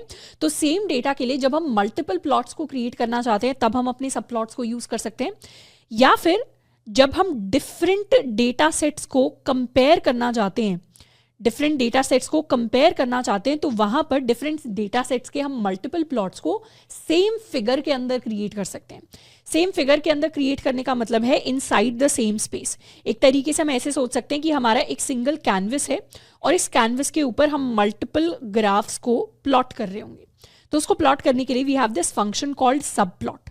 सब प्लॉट के अंदर हम बताते हैं कि हमारे उस फिगर के अंदर, ओवरऑल बड़े फिगर के अंदर हमें कितने रोज चाहिए, कितने कॉलम्स चाहिए। And what do we do, हमारा जो फिगर है उसे हम एक ग्रिड की तरह इमेजिन कर सकते हैं। अगर if this is our grid जिसके अंदर we have multiple rows, we have multiple columns, and हर एक रो कॉलम के अंदर, मतलब हर एक इंडिविजुअल सेल के अंदर अगर हम कुछ ना कुछ ग्राफ है जिसको प्लॉट करना चाहते हैं, तो अपने हर सब प्लॉट के लिए हमारे पास कितने नंबर ऑफ रोज, कितने नंबर ऑफ कॉलम्स होंगे, प्लस उन्हें हम कौन से इंडेक्स के अंदर प्लॉट करना चाहते हैं, उस हिसाब से हम अपने मल्टीपल सब प्लॉट्स क्रिएट कर सकते हैं। एंड हमारे इंडेक्स कैसे काउंट होते हैं? इंडेक्स हमारे काउंट होते हैं लेफ्ट टू राइट, हर एक इंडिविजुअली रो के साथ। मतलब this is going to be index 1, this is index 2, 3, 4, 5, 6, 7, 8, 9। इस तरीके से हमारी जो इंडेक्स वैल्यूज हैं वो काउंट हो रही होती है। And this type of indexing is something that we call row major indexing.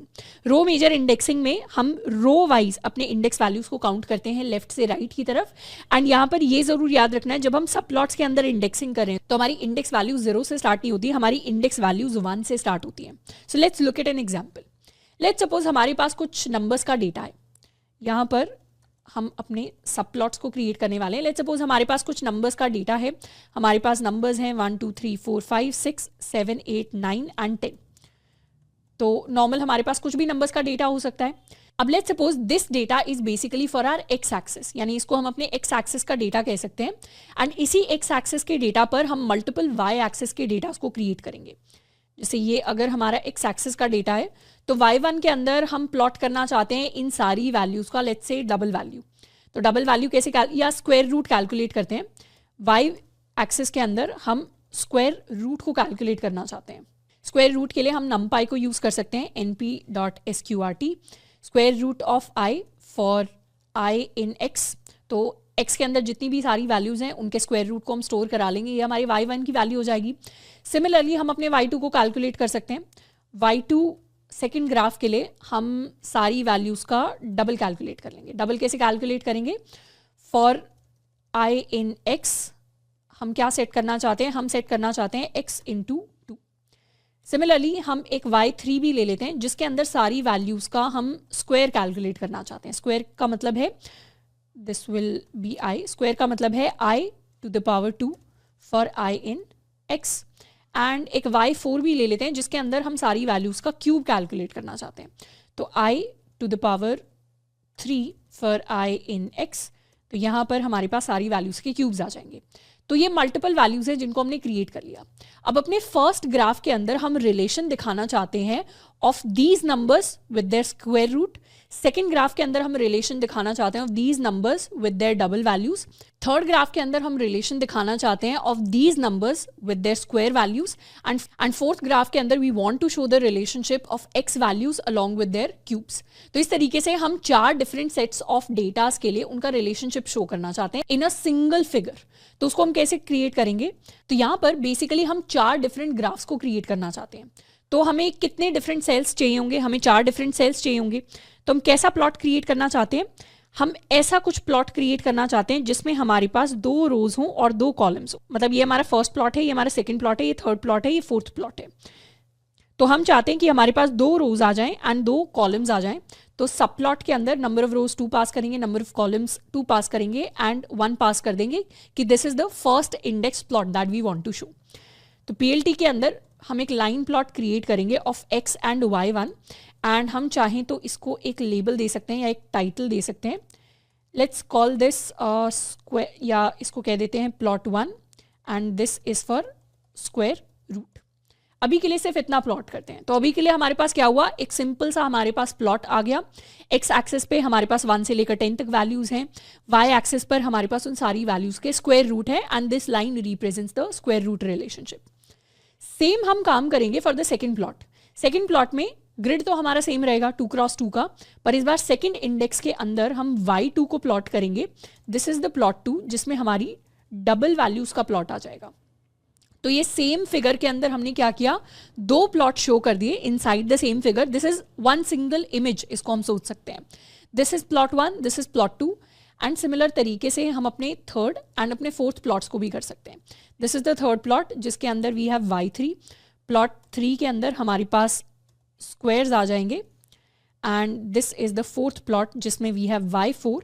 And plot 4 के अंदर हमारे पास क्यूब्स आ जाएंगे. So this is the single figure that we are going to get. अब यहाँ पर चीज़ों को थोड़ा ठीक करने के लिए we can do tight layout. तो इस तरीके से we have the first plot with square root, second plot with double data, third plot with all the squares and fourth plot with all the cubes. And ये जो lines हैं ये हमने देखी होंगी मैथ के अंदर. यही सिमिलर रिलेशनशिप है जो हमारे ग्राफ्स के अंदर प्लॉट होता है for square values, for cube values, for square root values and for linear graph जैसे हमारा डबल वैल्यूज के लिए हो गया. तो इस तरीके से सिंगल ग्राफ के अंदर हम मल्टीपल वैल्यूज को प्लॉट करते हैं. एंड कभी भी अगर हम ऐसा करते हैं कि हमारी जो ग्रिड का साइज है that is more than the number of graph that we are showing, मतलब लेट अस सपोज 2x3 की हमने ग्रिड क्रिएट की है एंड उस केस में हम अपने ग्राफ्स को प्लॉट करते हैं तो वो ग्राफ्स कुछ इस तरीके के होंगे. 2x3 का मतलब है कि हमारे पास टोटल 6 वैल्यूज होंगी एंड 6 वैल्यूज के अंदर सिर्फ 4 ही ग्राफ्स को हम प्लॉट कर रहे हैं. तो यहाँ पर हमें दिखेगा कि हम रो मेजर को फॉलो कर रहे हैं, मतलब लेफ्ट से राइट की तरफ फर्स्ट रो के अंदर हमारे प्लॉट्स आ गए हैं, उसके बाद सेकंड रो के अंदर लेफ्ट से राइट की तरफ प्लॉट्स आएंगे. तो इस तरीके से we can use a subplot to create multiple plots. अब यहाँ तक तो हमने बात कर ली है कि मैटप्लॉटलिब के अंदर what are the different types of plots that we can create, उनसे रिलेटेड क्या क्या डिफरेंट एडिशनल प्रॉपर्टीज होती हैं, एट्रीब्यूट्स होते हैं, इंपॉर्टेंट फंक्शंस होते हैं जिनको हम यूज कर सकते हैं, कैसे हम मल्टीपल प्लॉट्स को यूज कर सकते हैं. Next we are going to talk about object orientation in matplotlib. Next we are going to talk about modern matplotlib जिसके अंदर हम अपनी ऑब्जेक्ट ओरिएंटेड एपीआई को यूज करते हैं. मतलब अभी तक हमने जितने भी प्लॉट्स को क्रिएट किया है उनको हमने डायरेक्टली क्रिएट किया है. अभी तक सारे के सारे प्लॉट्स के लिए हमने डायरेक्टली यूज किया है plt डॉट समथिंग अपने प्लॉट का नाम. तो इसे बेसिकली हम कहते हैं अपनी स्टेट बेस्ड एपीआई. अभी तक जितने भी प्लॉट्स को हमने क्रिएट किया है उनको हमने स्टेट बेस्ड एपीआई की फॉर्म में क्रिएट किया है.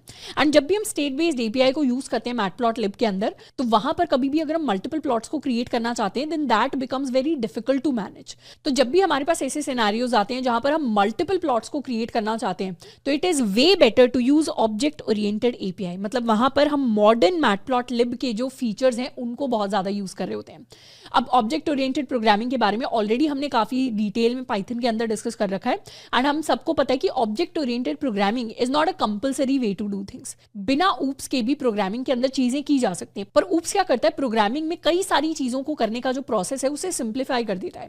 वैसे ही मॉडर्न मैटप्लॉटलिब के अंदर जब हम ऊप्स को यूज करते हैं तो हम चीजों को सिंप्लीफाई कर देते हैं, जिसके अंदर सबसे ज्यादा हेल्प हमें तब मिलती है जब हमें मल्टीपल सब प्लॉट्स को क्रिएट करना होता है. तो basically what do we do, modern matplotlib के अंदर मल्टीपल सब प्लॉट्स को क्रिएट करने के लिए हमारे पास एक फंक्शन होता है which is called plt.subplots.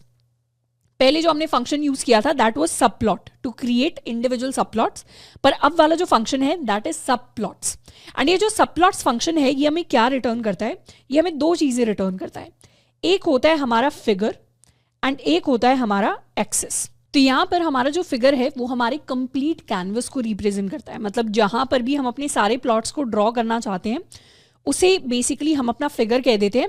And axes is basically a 2D array जिसके अंदर हमारे सारे के सारे सब प्लॉट्स आने वाले हैं.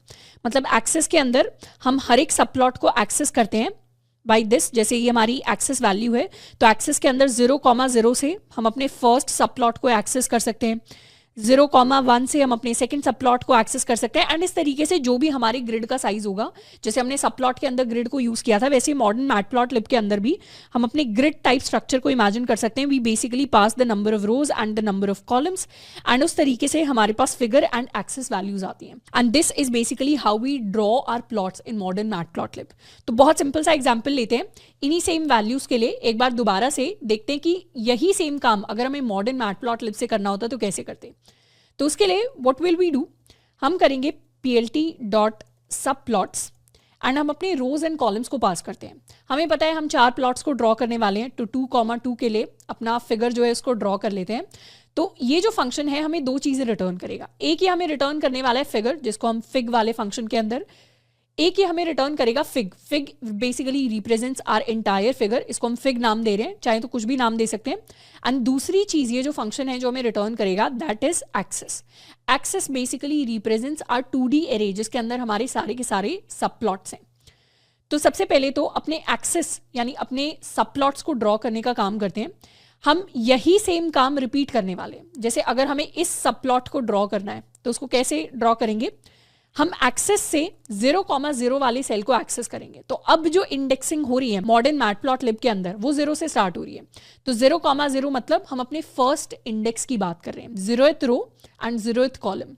यहां पर डॉट प्लॉट से हम प्लॉट करना चाह रहे हैं x and y1 values and axes of 0,0 के लिए। अब डॉट टाइटल की जगह हमारे पास एक दूसरा फंक्शन होता है which is called set title. तो अब हम क्या कर रहे हैं, अब हम सेटर्स को यूज कर रहे हैं। सेटर्स, गेटर्स, ये जनरली हमारे ऊप्स के कॉन्सेप्ट्स होते हैं। तो हम डायरेक्टली टाइटल को सेट नहीं कर रहे, हम सेट टाइटल नाम का फंक्शन यूज कर रहे हैं to set the title. And इसको हम कह देते हैं अपना प्लॉट 1, जिसके अंदर basically we want to plot the square root values. तो इस तरीके से हमारे पास 4 प्लॉट्स क्रिएट हो रहे हैं एंड ऑटोमेटिकली उनमें से फर्स्ट प्लॉट के अंदर we have the square root values. तो we are directly creating the entire canvas. Similar तरीके से हम अपना second plot, third plot and fourth plot create कर सकते हैं। सेकंड प्लॉट के अंदर हम 0,1 पर मतलब इस पर्टिकुलर ग्राफ के अंदर प्लॉट करना चाहते हैं। यहाँ पर y2 आ जाएगा, दिस इज प्लॉट 2। इसके अंदर हम अपनी डबल वैल्यूज को प्लॉट करेंगे। तो we are going to get values like this. Similarly we have 1,0, यहाँ पर हमारी y3 वैल्यूज आ जाएंगी। दिस इज द प्लॉट 3 जिसके अंदर हमारी स्क्वायर वैल्यूज आ जाएंगी। तो ये हमारी स्क्वायर वैल्यूज हो गई। And we'll have 1,1 which is y4। यहाँ पर दिस इज प्लॉट 4 जिसके अंदर हमारी क्यूब्स आ जाएंगी या क्यूब वैल्यूज आ जाएंगी। तो इस तरीके से हम अपने 4 प्लॉट्स को क्रिएट करते हैं। अब ये तो हमने इंडिविजुअल प्लॉट्स को क्रिएट करने के लिए अपनी एक्सेस ऑब्जेक्ट को यूज कर लिया। तो हमारा जो सब प्लॉट्स फंक्शन है वो 2 ऑब्जेक्ट रिटर्न करता है, one is the figure object, one is the axes object.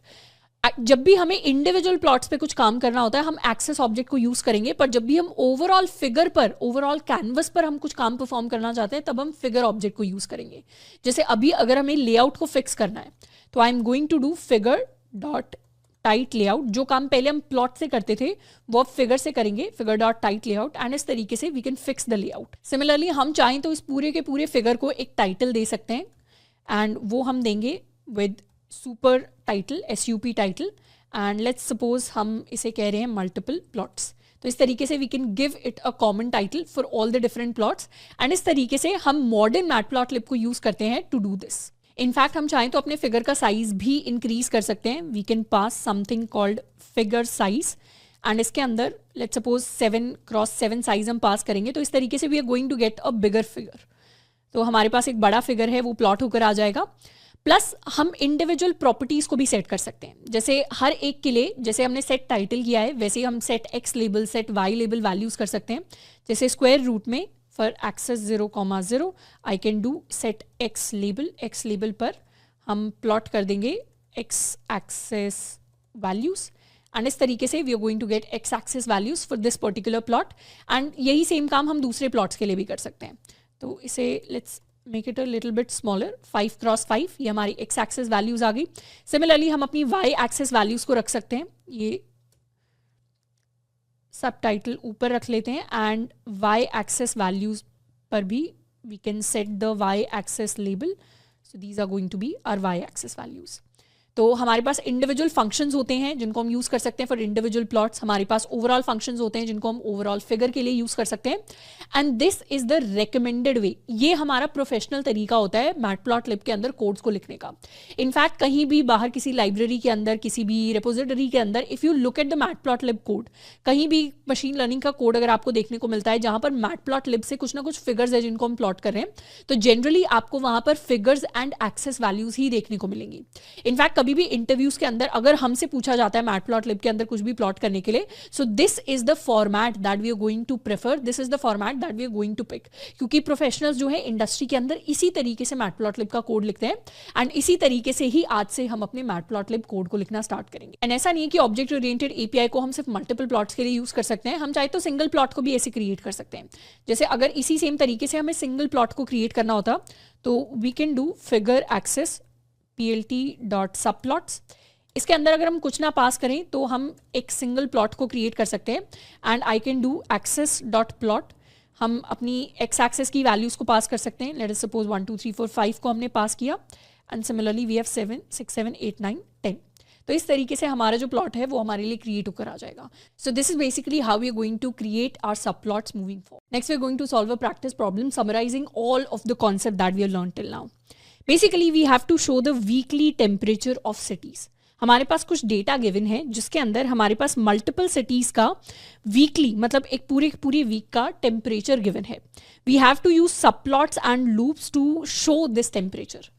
तो डेटा के अंदर हमारे पास ये मल्टीपल डेज हैं जो गिवन है। तो इतने डेज का हमारे पास टेम्परेचर गिवन है 5 डेज का। कितनी सिटीज हैं हमारे पास 4 सिटीज का डेटा गिवन है। हर एक सिटी के लिए हर एक दिन का जो टेम्परेचर है वो कुछ इस तरीके से है हमारे पास। Now we want to show this information in a single plot. यहाँ पर सिंगल प्लॉट कहने का मतलब है कि हम सिंगल फिगर के अंदर मल्टीपल सिटीज के लिए मल्टीपल प्लॉट्स को क्रिएट करना चाहते हैं। Basically what do we want to do, हम यहाँ पर we want to create a single figure and अपने इस फिगर के अंदर we want to plot 4 cities के लिए 4 ग्राफ्स। हम हर एक सिटी के लिए उसके टेम्परेचर एंड उसके डेज का वीक के डेज का डेटा जो है उसको शो करना चाहते हैं। तो हर एक ग्राफ के अंदर यहाँ पर हम अपने डेज का डेटा रखेंगे एंड यहाँ पर हम अपनी टेम्परेचर वैल्यूज रखेंगे and we want to show a line plot. So this is what we want to do. हम यही सेम काम टोक्यो के लिए करना चाहते हैं, यही सेम काम हम लंदन के लिए करना चाहते हैं, यही सेम दिल्ली के लिए एंड यही सेम न्यूयॉर्क के लिए। तो हम 4 डिफरेंट लाइन प्लॉट्स को इस तरीके से प्लॉट करना चाहते हैं on a single figure and ये काम हमें करना है with the help of loops. मतलब अपने एक्सेस से हम मॉडर्न मैटप्लॉटलिब को यूज करेंगे, अपने एक्सेस से इस डेटा को हम प्लॉट करेंगे एंड वहां पर हम लूप्स को यूज करेंगे so that we get to know कि कल को अगर हमें सिर्फ 4 नहीं अगर हमें 400 प्लॉट्स भी क्रिएट करने हुए, विच इज हाईली अनलाइक, ऐसा जनरली होता नहीं है, पर अगर वो काम भी हमें करना हुआ तो उसको कैसे हम ऑटोमेटिकली कर सकते हैं, मैनुअली नहीं, automatically with the help of loops. तो यहां पर एक बार लेक्चर को पॉज करना है एंड खुद से इस प्रॉब्लम को सॉल्व करने की कोशिश करनी है। मतलब given this data you have to try and plot these different graphs on a single figure using modern matplotlib, यानी अपने फिगर एंड एक्सेस ऑब्जेक्ट को यूज करते हुए। So if you look at the solution, basically हमारे पास यही data given है। इस डेटा के अंदर हम इंडिविजुअल सिटीज के लिए अपने डेज एंड टेम्परेचर का जो रिलेशनशिप है उसको प्लॉट करना चाहते हैं। तो सबसे पहले तो अपने फिगर एंड अपने एक्सेस को क्रिएट कर लेते हैं।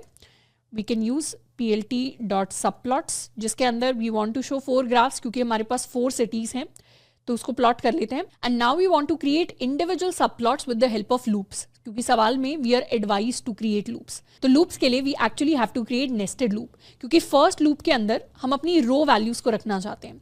If I do I in range 2, तो यहाँ पर इस फर्स्ट लूप के अंदर व्हाट एम आई डूइंग, हम अपनी रोज को रिप्रेजेंट करेंगे। रोज कैसे रिप्रेजेंट हो रही है, with the help of I.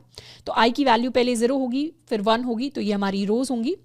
And similarly for J in range 2, यहाँ पर हम अपने कॉलम्स को रिप्रेजेंट करेंगे। तो कॉलम्स हमारे हो जाएंगे विद जे।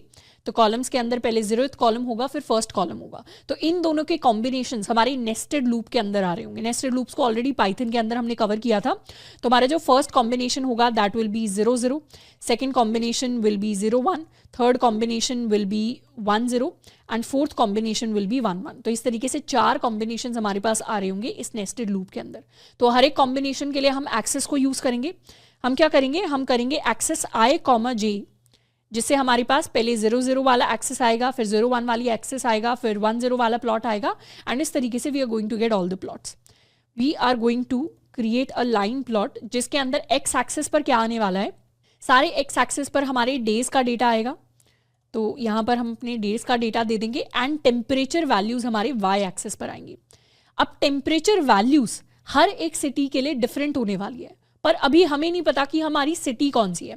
हम चाहते हैं इस लूप के अंदर फर्स्ट टाइम जब लूप रन करे तो अलग सिटी हो, सेकंड टाइम अलग सिटी हो, थर्ड टाइम अलग सिटी हो, फोर्थ टाइम अलग सिटी हो। तो हम अपनी सिटी का जो नंबर है उसे भी अलग से we can track it in a separate variable. हमारे जो भी सिटी का नंबर है, let's call it city number, इस सिटी नंबर को हम यूज कर लेंगे एज द इंडेक्स हियर।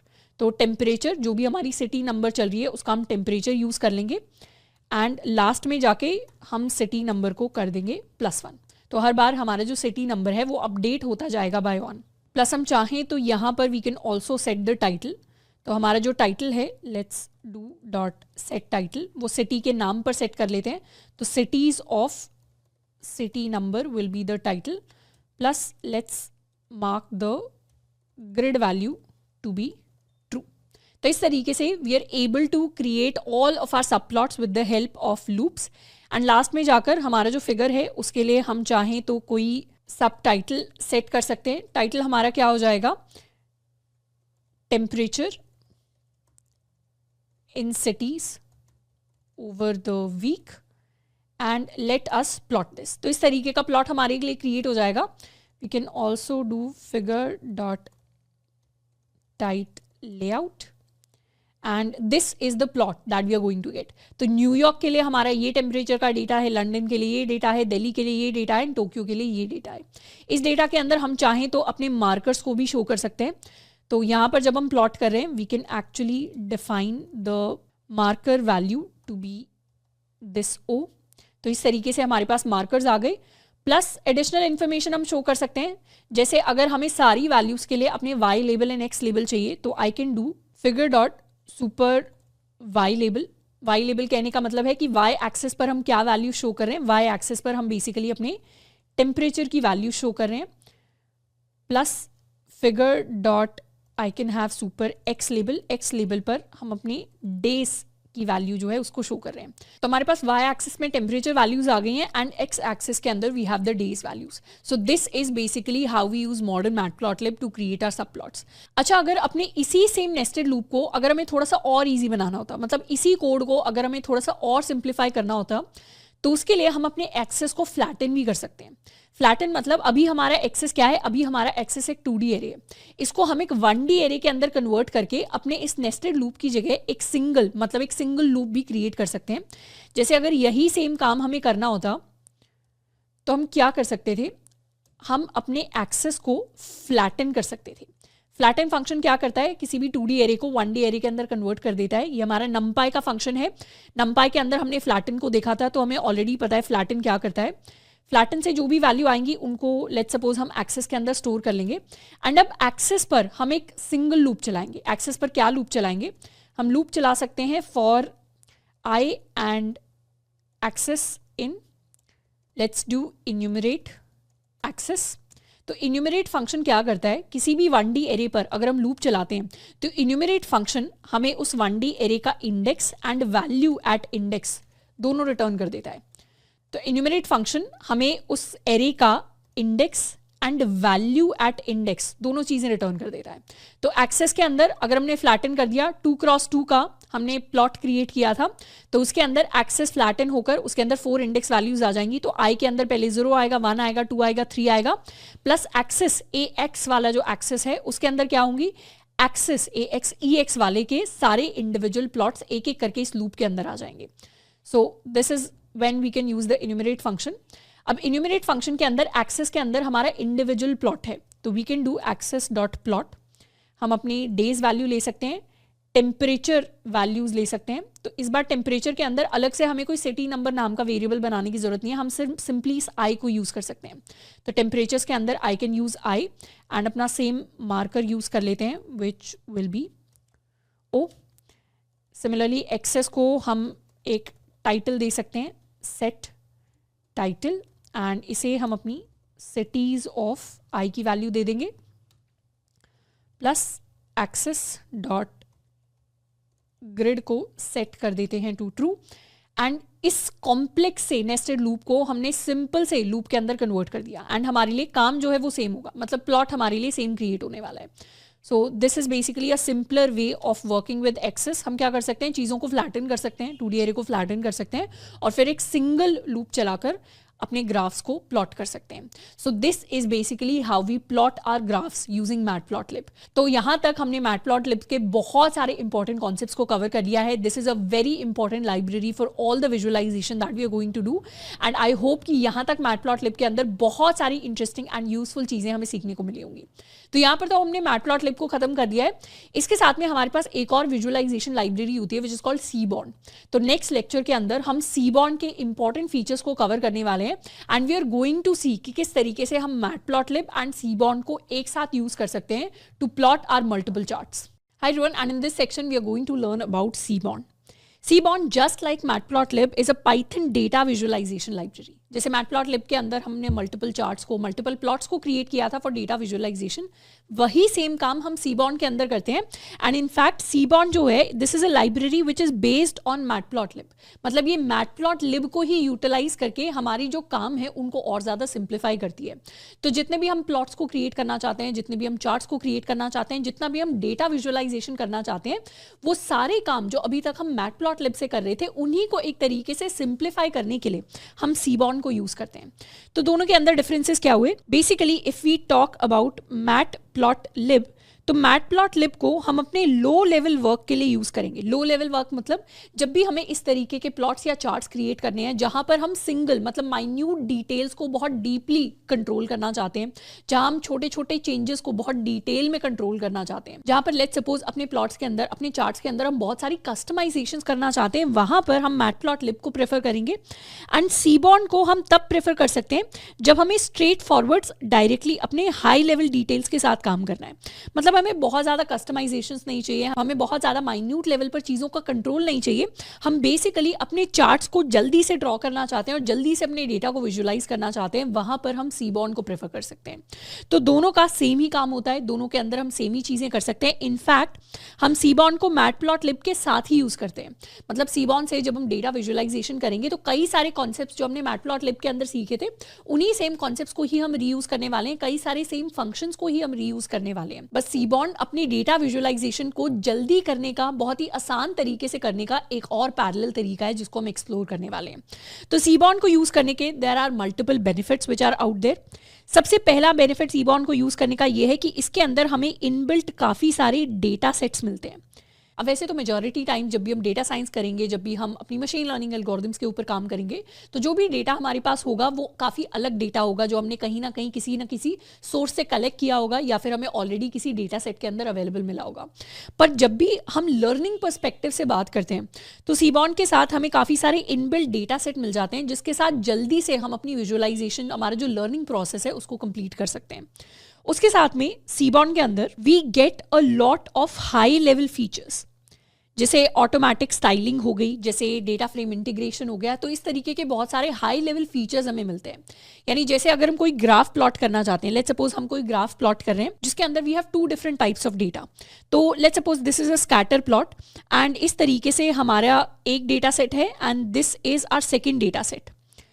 अब यही सेम प्लॉट अगर हम मैटप्लॉटलिब से क्रिएट करते हैं तो हमें अपने इस डेटा सेट को अलग कलर देना होता है, इस डेटा सेट को हमें अलग कलर देना होता है. पर ये ऐसा काम है जो सीबॉर्न हमारे लिए ऑटोमेटिकली हैंडल कर लेता है. तो कई सारे हाई लेवल फीचर्स हमें सीबॉर्न के अंदर इनबिल्ट मिल जाते हैं. काफ़ी सारे ऐसे काम होते हैं जो हमारे लिए ऑटोमेटिकली हैंडल हो जाते हैं, जो मैटप्लॉटलिब के अंदर जाकर हमें एक एक करके कस्टमाइज करने पड़ते हैं. इसके एग्जाम्पल्स अभी हम आगे जाकर देखेंगे. उसके साथ में seaborn has great support for pandas data frames. pandas के जो डेटा फ्रेम्स होते हैं, अगर उनकी हेल्प से हम मैटप्लॉटलिब के अंदर कोई चार्ट क्रिएट करना चाहते हैं तो वहां पर हमें इंडिविजुअल लेवल पर चीज़ों को सिलेक्ट करना पड़ेगा. मतलब हमें इंडेक्स वैल्यूज से या फिर हमें स्लाइस करके डेटा से कुछ पार्ट्स निकालने पड़ेंगे, उनको सिलेक्ट करना पड़ेगा. पर सीबॉर्न के अंदर वो जो काम है, मतलब डेटा फ्रेम्स के साथ जो नेटिवली वर्क करने वाला काम है, वो बहुत ज़्यादा सिंप्लीफाई हो जाता है. प्लस सीबॉर्न के अंदर हमारे जो बॉक्स प्लॉट्स हो गए या फिर हीट मैप्स हो गए, हीट मैप्स को अभी हम एक्सप्लोर करेंगे. हीट मैप्स जैसे जो कॉम्प्लेक्स कुछ चार्ट्स होते हैं, कॉम्प्लेक्स जो कुछ ग्राफ्स होते हैं, उनको प्लॉट करना सीबॉर्न काफ़ी आसान बना दे रहा है as compare to matplotlib. And यही कुछ रीजंस हैं जिनकी वजह से हम सीबॉर्न को एक्सप्लोर करने वाले हैं कि कैसे मैटप्लॉटलिब के साथ हम सीबॉर्न की जो पावर्स हैं, जो हाई लेवल पावर्स हैं, जो एक्स्ट्रा फीचर्स हैं, उनको कैसे हम यूज़ कर सकते हैं. So to summarize, Seaborn is a library just like Matplotlib, जिसको हम डेटा विजुअलाइजेशन के लिए यूज करेंगे. मतलब सेम से ही ग्राफ्स हैं, सेम से ही चार्ट्स हैं जिनको हम प्लॉट करने वाले हैं, जैसे अभी हमने मैटप्लॉटलिब के अंदर सीखा था. एंड इनफैक्ट सीबॉर्न अपने प्लॉट्स को क्रिएट करने के लिए मैटप्लॉटलिब को ही बिहाइंड द सीन्स यूज करता है. तो कभी भी अगर हमारे पास ऐसी सिचुएशन होगी जहां पर छोटी छोटी चीजों के ऊपर हम काफी ज्यादा कंट्रोल चाहते हैं अपने चार्ट्स के अंदर, अपने प्लॉट्स के अंदर, वहां पर हम मैटप्लॉटलिब को प्रेफर करने वाले हैं. पर जब भी हमें जल्दी से अपने ग्राफ्स को क्रिएट करना है, वहां पर we are going to prefer seaborn. अब सीबॉर्न को इंस्टॉल करने के लिए we can simply write the command pip install seaborn. पर ये हमें प्री इंस्टॉल्ड मिलेगा अपने एनाकोंडा के अंदर। But if you want to install it in your system separately तो हम इस कमांड को यूज कर सकते हैं। I am going to create a new notebook and इसको हम नाम दे देते हैं Seaborn tutorial. So this is the file that we have created and इसके अंदर हम अपना sample code लिखने वाले हैं। If we want to look at the official documentation तो हम यहाँ पर जा सकते हैं seaborn.pydata.org। यहाँ पर we'll get to know about Seaborn. तो Seaborn is a Python data visualization library based on Matplotlib, provides high-level interface for drawing attractive and informative statistical graphs. We can also go to the introductory notes. तो यहाँ पर we can visit this link. यहाँ पर हमें Seaborn का एक basic सा introduction मिल जाएगा, हम चीज़ों को देख सकते हैं एंड काफ़ी सारी डॉक्यूमेंटेशन है जिसको हम गो थ्रू कर सकते हैं to explore a lot of different features. अब Seaborn को यूज़ करने के लिए हम सबसे पहले इंपोर्ट करने वाले हैं Seaborn को एज SNS एंड उसके साथ में दिस इज द एलियस। जैसे numpy के लिए वी हैव NP, pandas के लिए वी हैव PD, वैसे ही Seaborn के लिए हम SNS को यूज़ करते हैं।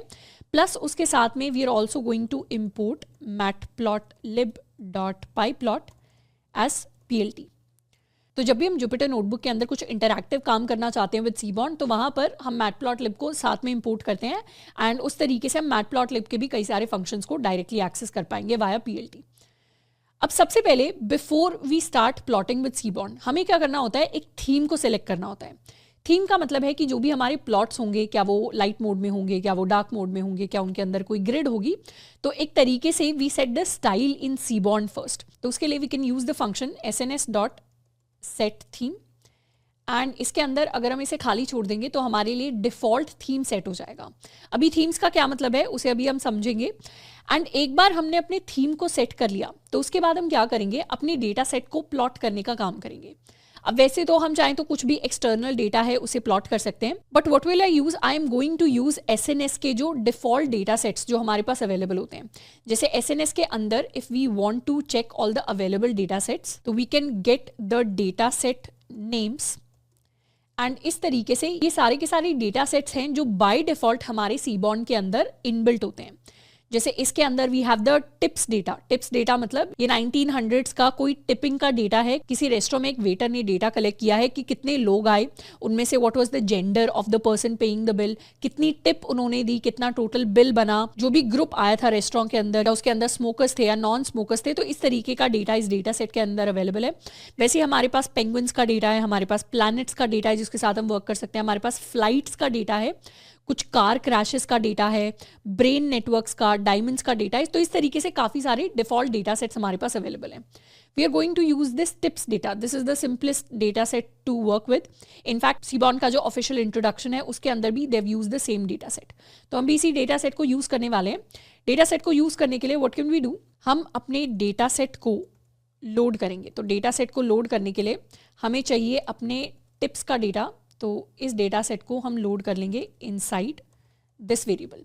अब ये जो डेटा सेट हमारे पास लोड हुआ है, एक बार इसका टाइप प्रिंट करते हैं। Let's print the type of tips and this is a pandas data frame. तो जो भी डेटा हमारे पास लोड हो रहा है ये pandas का डेटा फ्रेम है एंड हम चाहें तो इस डेटा के लिए प्रिंट कर सकते हैं tips.head ताकि हमें अच्छे से समझ में आए कि हम एग्जैक्टली कैसे डेटा के साथ डील कर रहे हैं। तो हेड मतलब टॉप जो 5 रोज हैं वो हमारे लिए बाय डिफॉल्ट ड्रॉ हो जाएंगी, प्रिंट हो जाएंगी। तो एक तो हमारे पास डेटा के अंदर टोटल बिल की वैल्यू है, उसके साथ में we have the tip, we have the sex of the person paying the bill, we have smoker और नॉन स्मोकर स्टेटस, डे हमारे पास है कि कौन से दिन का वो डेटा है, टाइम है, टाइम के अंदर इस डेटा सेट में हमारे पास 2 ऑप्शंस है, या तो लंच का बिल है या फिर डिनर का बिल है, उसके साथ में वी हैव द साइज। तो इस तरीके से डिफरेंट डेटा वैल्यूज हैं जो हमारे पास अवेलेबल हैं इनसाइड दिस टिप्स डेटा। अब हम क्या करेंगे, अब हम इससे एक प्लॉट को क्रिएट करेंगे and the kind of plot that we are going to create with Seaborn will be a relational plot. तो उसके लिए हमारे पास एक फंक्शन होता है called rel plot. Rel plot से हम रिलेशनल प्लॉट्स को क्रिएट करते हैं। रिलेशनल प्लॉट्स मतलब जैसे स्कैटर प्लॉट एक रिलेशनल प्लॉट होता है, हमारा जो लाइन प्लॉट होता है वो भी एक रिलेशनल प्लॉट होता है। तो हमारे पास multiple types of relational plots होते हैं। रिलेशनल प्लॉट मतलब जो 2 डिफरेंट वैल्यूज का रिलेशनशिप शो करने का काम करते हैं। जैसे x एंड y वैल्यूज का रिलेशनशिप एक लाइन से भी हम शो कर सकते हैं, कुछ पॉइंट्स को स्कैटर करके भी हम शो कर सकते हैं। तो ये दोनों टाइप्स ऑफ हमारे सबसे फेमस रिलेशनल प्लॉट्स होते हैं। तो बाय डिफॉल्ट रेल प्लॉट क्या करता है, एक स्कैटर प्लॉट क्रिएट करता है। अब हमारे डेटा के बेसिस पर हम क्या प्लॉट क्रिएट करने वाले हैं, हम बेसिकली रिलेशनशिप चेक करना चाहते हैं कि कितनी बिल वैल्यू के लिए कितनी टिप दी गई। This is the relationship that we want to analyse, कि कितने टोटल बिल पर रेस्टोरेंट में कस्टमर ने कितनी अमाउंट की टिप दी। इन दोनों का हम रिलेशनशिप चेक करना चाहते हैं। तो हम बेसिकली क्या करते हैं, जनरली हमारा जो इंडिपेंडेंट वेरिएबल होता है उसे हम रखते हैं एक्स एक्सिस पर, मतलब which is the first value that we want to analyse, and इस वैल्यू के बेसिस पर क्या आंसर आया उसे हम रखते हैं अपने वाई एक्सिस पर, विच इज द डिपेंडेंट वेरिएबल। तो टिप कितनी है वो बिल के ऊपर डिपेंड कर रहा है, तो टोटल बिल को हम अपने एक्स एक्सिस पर रखेंगे, तो यहाँ पर हमारा जो टोटल बिल वैल्यू है वो आएगा, एंड वाई एक्सिस पर हम अपनी टिप वैल्यू को प्लॉट करने वाले हैं, एंड इन दोनों के बीच का हम रिलेशनशिप एनालाइज करेंगे on the basis of a scatter plot. तो उसको कैसे एनालाइज करेंगे, एंड ये जो काम होगा ये आपको बहुत ज़्यादा सिंपल लगेगा एज कंपेयर टू मैटप्लॉटलिब। हम सिंपली करने वाले हैं sns.rel plot, and relational plot के अंदर हम क्या करेंगे, कुछ पैरामीटर्स पास करेंगे। सबसे पहले तो बाय डिफॉल्ट हमारा जो भी डेटा है, हमें सबसे पहले सीबॉर्न को बताना है कि कौन से डेटा को हम प्लॉट करना चाहते हैं। तो डेटा के अंदर प्लॉट करने के लिए हम अपने टिप्स डेटा को पास करना चाहते हैं, तो जो डेटा हमने यहाँ पर लोड किया था उसी सेम डेटा को हमने पास कर दिया। एक्स एक्सिस के अंदर हम क्या वैल्यू रखना चाहते हैं। अच्छा, यहाँ पर हमें बेनिफिट समझ में आएगा सीबॉर्न को यूज़ करने का। अगर मैटप्लॉटलिब के अंदर हम एक्स एक्सिस की वैल्यू पास कर रहे होते तो ये तो हमारे पास डेटा फ्रेम है, हमें क्या लिखना पड़ता, हमें टिप्स के अंदर हमारा जो एग्जैक्ट जो टोटल बिल का डेटा है उसको सिलेक्ट करना पड़ता। पर क्योंकि सीबॉर्न का पैंडास डेटा फ्रेम के साथ इंटीग्रेशन काफ़ी ज़्यादा अच्छा होता है, तो हमें इस तरीके से डेटा को सिलेक्ट नहीं करना पड़ता। हम डायरेक्टली क्या कर सकते हैं, हमारे जो टोटल बिल कॉलम है इसकी वैल्यू पास कर सकते हैं, एंड ऑटोमेटिकली सीबॉर्न क्या करेगा, हमारे टिप्स डेटा से हमारे टोटल बिल कॉलम की वैल्यूज़ को एक्सट्रैक्ट कर लेगा। हमें बहुत ज़्यादा बताने की ज़रूरत नहीं है कि टिप्स के अंदर जाकर इस पर्टिकुलर कॉलम पर जाओ, ये ऑटोमेटिकली उन वैल्यूज़ को एक्सट्रैक्ट कर लेगा।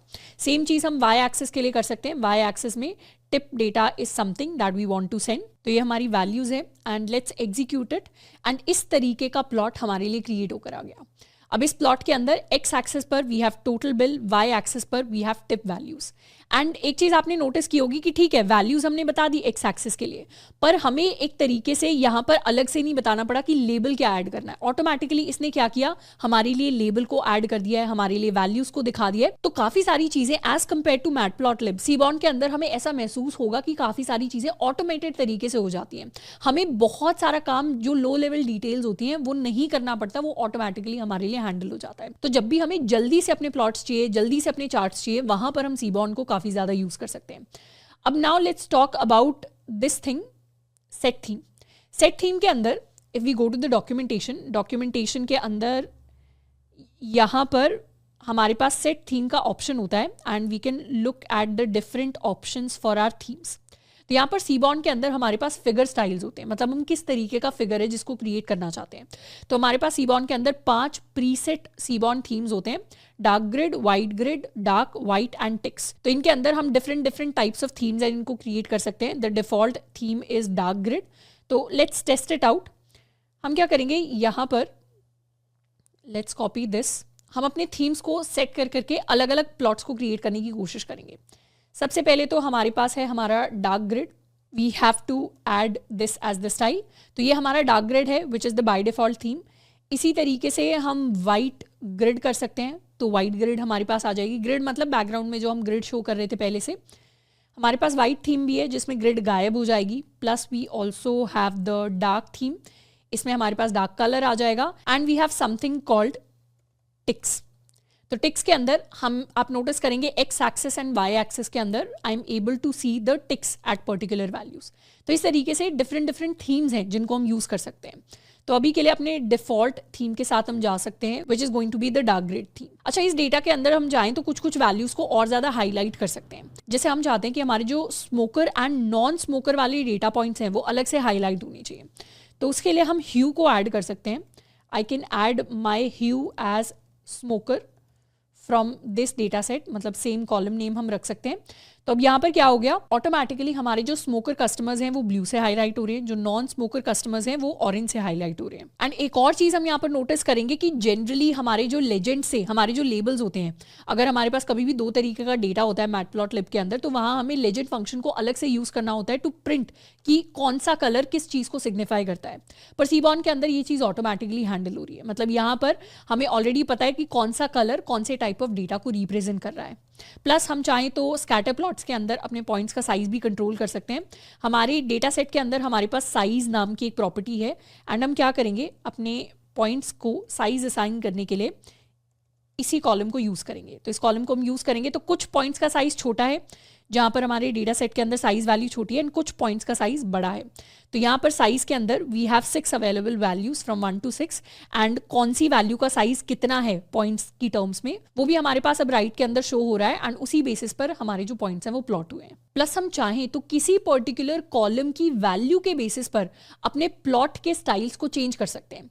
जैसे इफ वी वांट कि स्मोकर वाले जो डेटा पॉइंट्स हैं उनके लिए अलग स्टाइल होना चाहिए, एंड नॉन स्मोकर वाले डेटा पॉइंट्स के लिए अलग स्टाइल होना चाहिए। तो यहाँ पर हम अपनी स्टाइल प्रॉपर्टी के अंदर डायरेक्टली अपनी कॉलम का नाम इनपुट कर सकते हैं, जिसके बेसिस पर, जिसकी वैल्यू के बेसिस पर हम डिफरेंट स्टाइल्स चाहते हैं, एंड इस तरीके से हमारा डेटा हमारे पास आ जाएगा। तो अब हमारे पास सर्कल स्टाइल स्मोकर कस्टमर्स के लिए आ गया है, and cross style non smoker customers के लिए आ गया है।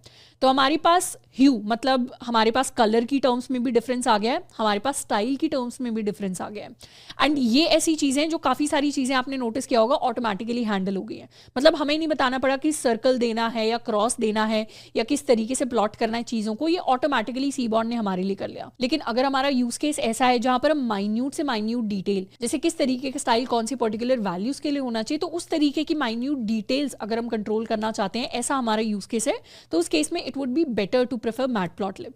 तो इस तरीके से हम सीबॉर्न के अंदर अपने डेटा सेट्स को प्लॉट करते हैं। हम चाहें तो एक लाइन प्लॉट को भी क्रिएट कर सकते हैं, मतलब यही सेम काम अगर हमें लाइन प्लॉट से करना हुआ तो लेट्स कॉपी दिस।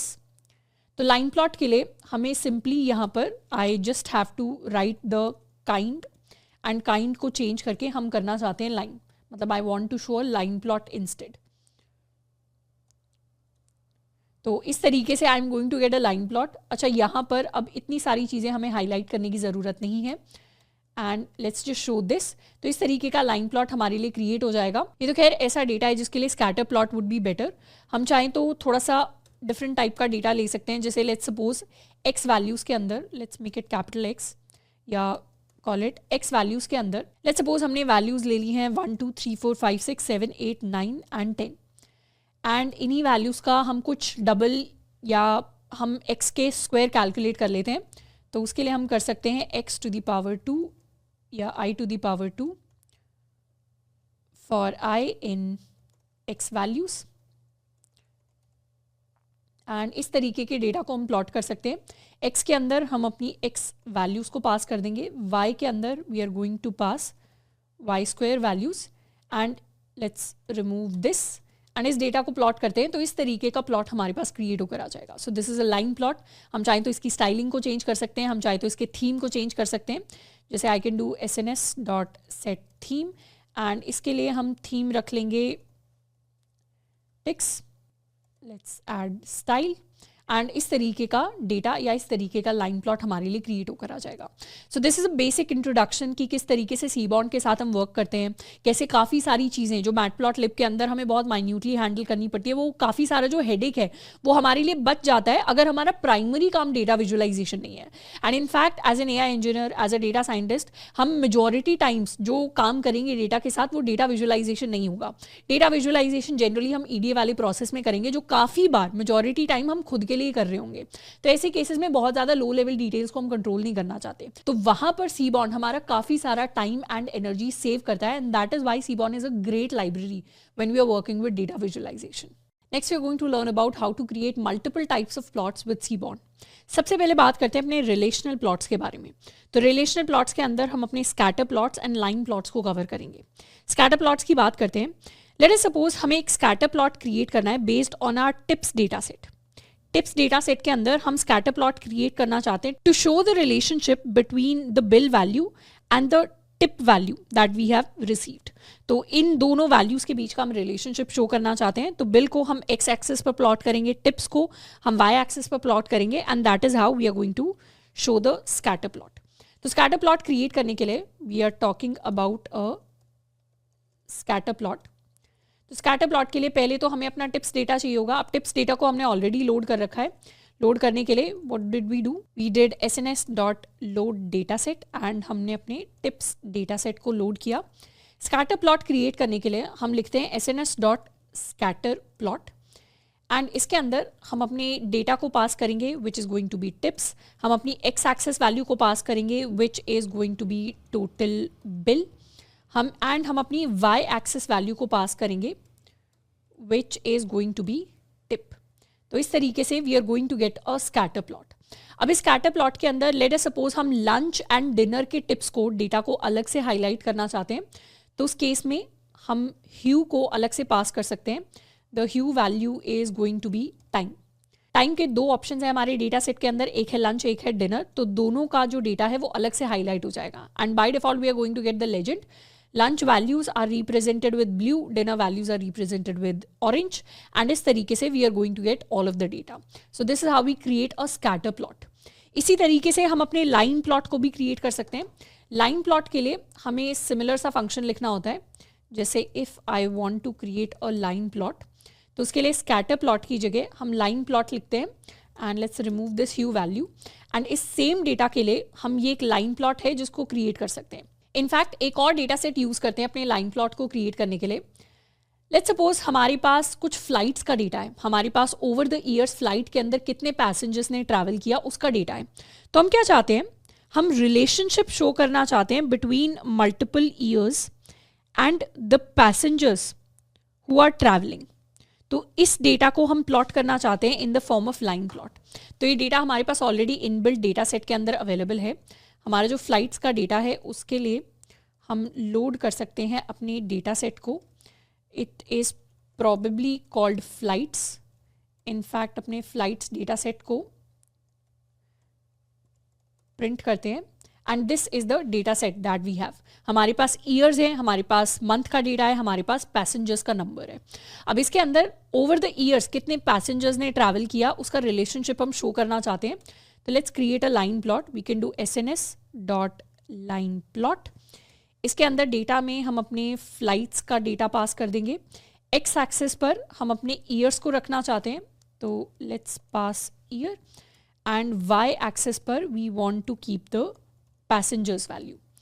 तो इस तरीके से we can plot a line plot. तो ये एक इंक्रीजिंग ग्राफ है क्योंकि over the years definitely flight के अंदर ट्रैवल करने वाले लोग इंक्रीज कर रहे हैं and this is the line plot that we have.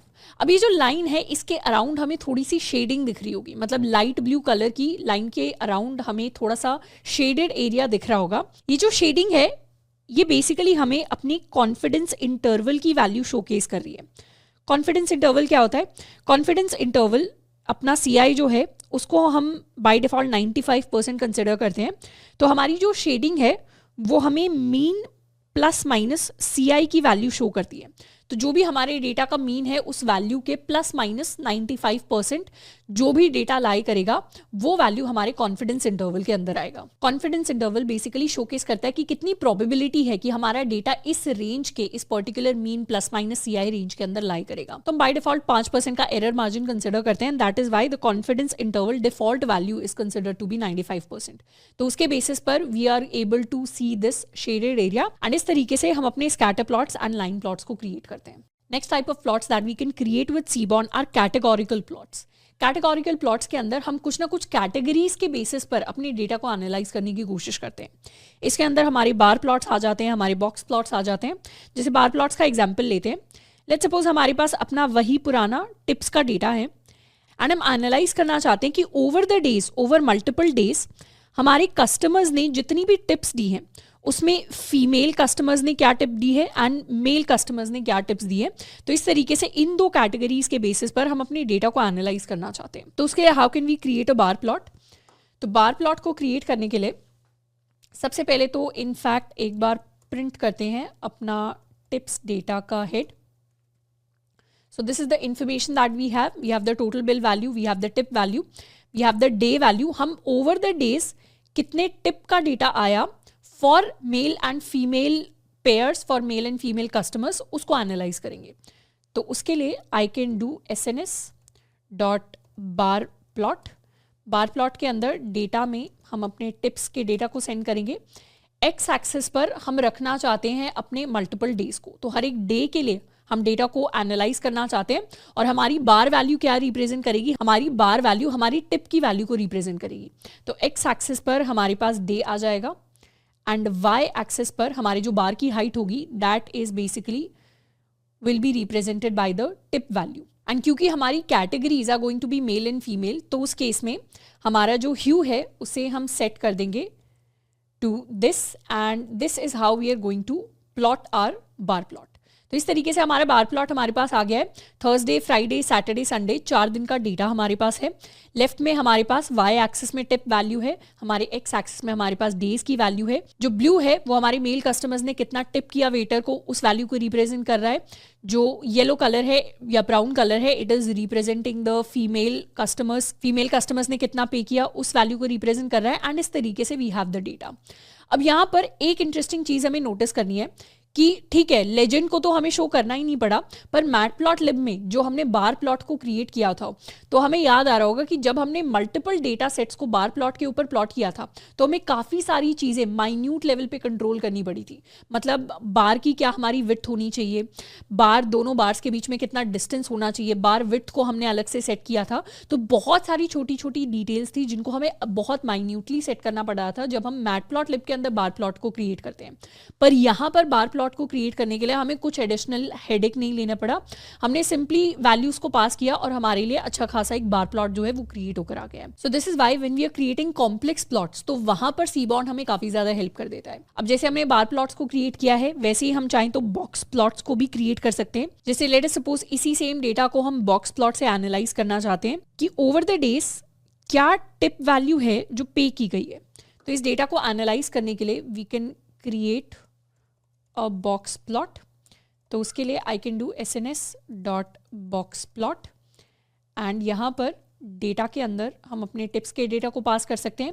X access पर हम अपने डेज की इंफॉर्मेशन शो करना चाहते हैं, वाई एक्सेस पर हम अपनी टिप की इंफॉर्मेशन शो करना चाहते हैं। So we have day and we have tip information. तो इससे हम अपने बॉक्स प्लॉट को क्रिएट कर सकते हैं, and the plot looks something like this. तो ये हमारे हर एक दिन की हमारे पास मीडियन वैल्यू शो हो रही है, प्लस थर्सडे को 2 ऐसी पेमेंट्स हैं, 2 ऐसी टिप्स हैं जो एक तरीके से आउटलायर्स है, मतलब बहुत ज्यादा टिप की वैल्यू हो गया as compare to normal data. Similarly Saturday को काफी सारे आउटलायर्स देखने को मिले हैं, मतलब बहुत सारी ऐसी टिप हैं जो मोर देन जितना नॉर्मल हमारी टिप की वैल्यू है उससे काफी ज्यादा वैल्यू अवेलेबल है। तो इस तरीके से हम अपने डेटा को एनालाइज कर सकते हैं with the help of box plots. Next type of plot जिसे हम क्रिएट कर सकते हैं with Seaborn, they are called distribution plots. मतलब किसी भी डेटा का अगर हमें किसी भी वैल्यू का डिस्ट्रीब्यूशन देखना है तो उसके लिए वी यूज डिस्ट्रीब्यूशन प्लॉट्स, जिसका काफ़ी क्लासिकल एग्जाम्पल है हमारे हिस्टोग्राम्स। जिसके लिए let's use a penguins data set. हमारे पास एक डेटा सेट होता है which is called the penguins data set. तो उसे एक बार लोड करते हैं। Let's load the data set and it's called penguins, and इसे एक बार प्रिंट भी करते हैं पेंगुइन्स डॉट हेड वैल्यू को। तो इस तरीके का डेटा है जो हमारे पास अवेलेबल है, जिसमें पेंगुइन्स की स्पीसीज है, आइलैंड है, बिल लेंथ है इन मिलीमीटर्स, बिल डेप्थ है, फ्लिपर लेंथ है, बॉडी मास है in grams, and we have the sex. अब यहाँ पर हमें बेसिकली एक डिस्ट्रीब्यूशन को प्लॉट करना है। तो डिस्ट्रीब्यूशन के लिए हम बॉडी मास का, मतलब एक तरीके से अपने वेट का एग्जाम्पल ले लेते हैं। हम पेंगुइन्स का जो वेट है उसको एनालाइज करना चाहते हैं कि किस तरीके से what is the distribution of this particular value for all the penguins. तो उसके लिए we can create a histogram. Histogram के लिए I can do SNS dot hist plot, जिसके अंदर डेटा में we can pass the penguins data, and x axis पर हम अपनी बॉडी मास वैल्यू को रखना चाहते हैं। तो इनफैक्ट लेट्स कॉपी दिस, यहाँ पर हमारा ये कॉलम आ जाएगा। प्लस हिस्टोग्राम के लिए हमें अपने बिन्स डिफाइन करने होते हैं। तो बिन वैल्यू हम कुछ भी ले सकते हैं। Let's keep the bin value as 30, and इस तरीके से this is the plot that we are going to get. तो हमें देखिएगा कि यहाँ पर ये जो पर्टिकुलर बॉडी मास है, इस बॉडी मास के अराउंड, मतलब 3500 से लेकर 4,000 तक का जो बॉडी मास है, मेजॉरिटी जो पेंगुइन्स का वेट है वो इसी के अराउंड है। 3,000 से जैसे ही हम कम की तरफ जा रहे हैं, बहुत कम पेंगुइन्स हैं जिनका वेट उतना है, एंड 5,500 से जैसे ही हम और बड़ा बॉडी वेट कर रहे हैं तो वहां पर भी काफी कम पेंगुइन्स हैं जो लाई करते हैं। मेजॉरिटी, सबसे ज्यादा पेंगुइन्स का वेट इस पर्टिकुलर रेंज के अंदर लाई करता है। So this is something that we can analyse with the data. हम चाहें तो बिन्स को डिक्रीज भी कर सकते हैं, तो इस तरीके से हमारे पास वैल्यूज आ जाएंगी, तो और ब्रॉडर लेवल पे हम वैल्यूज को कंपेयर कर सकते हैं। So this is how we can create and analyse a histogram in seaborn. Next type of plot जिसको हम क्रिएट कर सकते हैं, those are called matrix plots. And matrix plots को सीबॉर्न के अंदर हम फर्स्ट टाइम देख रहे होंगे।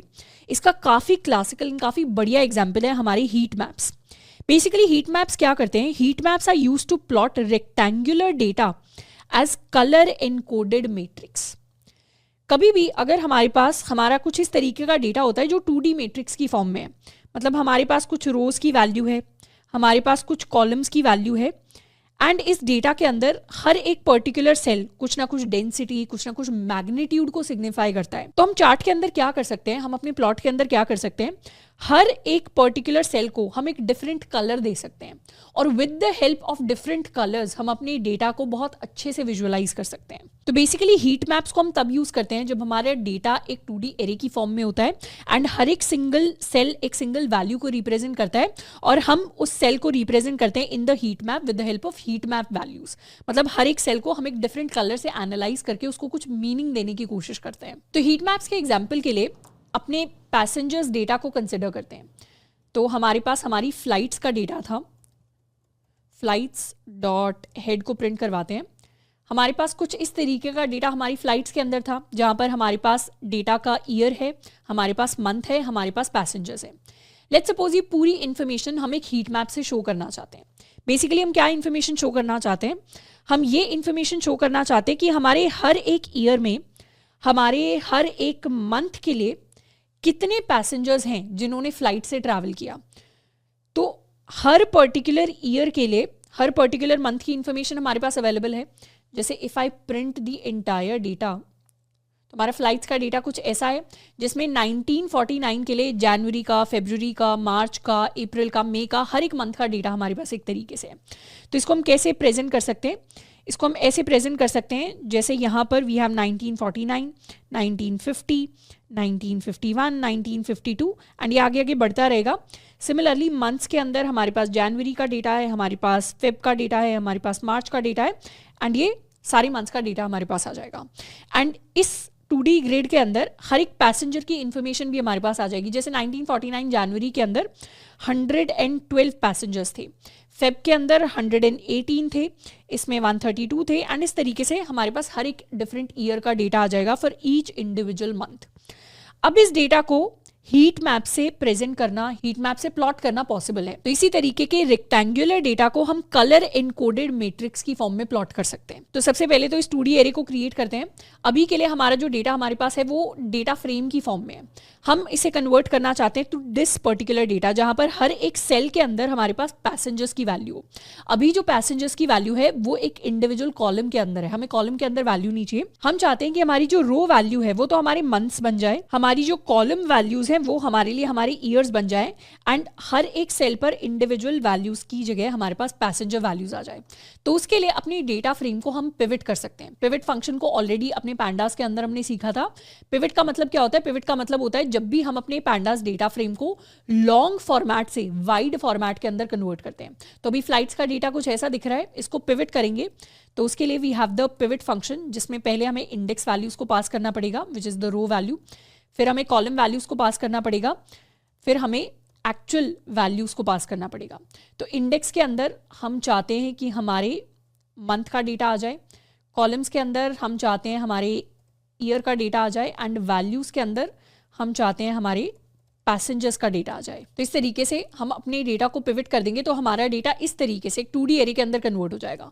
तो 1949 से लेकर 1960 तक हर एक मंथ की जो जो हमारे पास पैसेंजर इन्फॉर्मेशन है उसको हमने अपने इस 2D एरे के अंदर प्लॉट कर दिया। अब सिंपली अगर हम इस 2D एरे को देखें तो हमारे लिए बहुत मुश्किल है सिर्फ इन नंबर्स को देख के एनालाइज करना कि कौन से मंथ्स के अंदर, कौन से ईयर्स के अंदर ज्यादा पैसेंजर्स थे और कौन से मंथ्स के अंदर कम पैसेंजर्स थे। मतलब ये जो नंबर्स का ग्रिड है इससे बहुत ज़्यादा इन्फॉर्मेशन हम एज ह्यूमंस विजुअली एक्सट्रैक्ट नहीं कर सकते, एंड यहाँ पर हमें हमारी हीट मैप्स बहुत ज़्यादा हेल्प करते हैं। कैसे हेल्प करेंगे, लेट्स सी।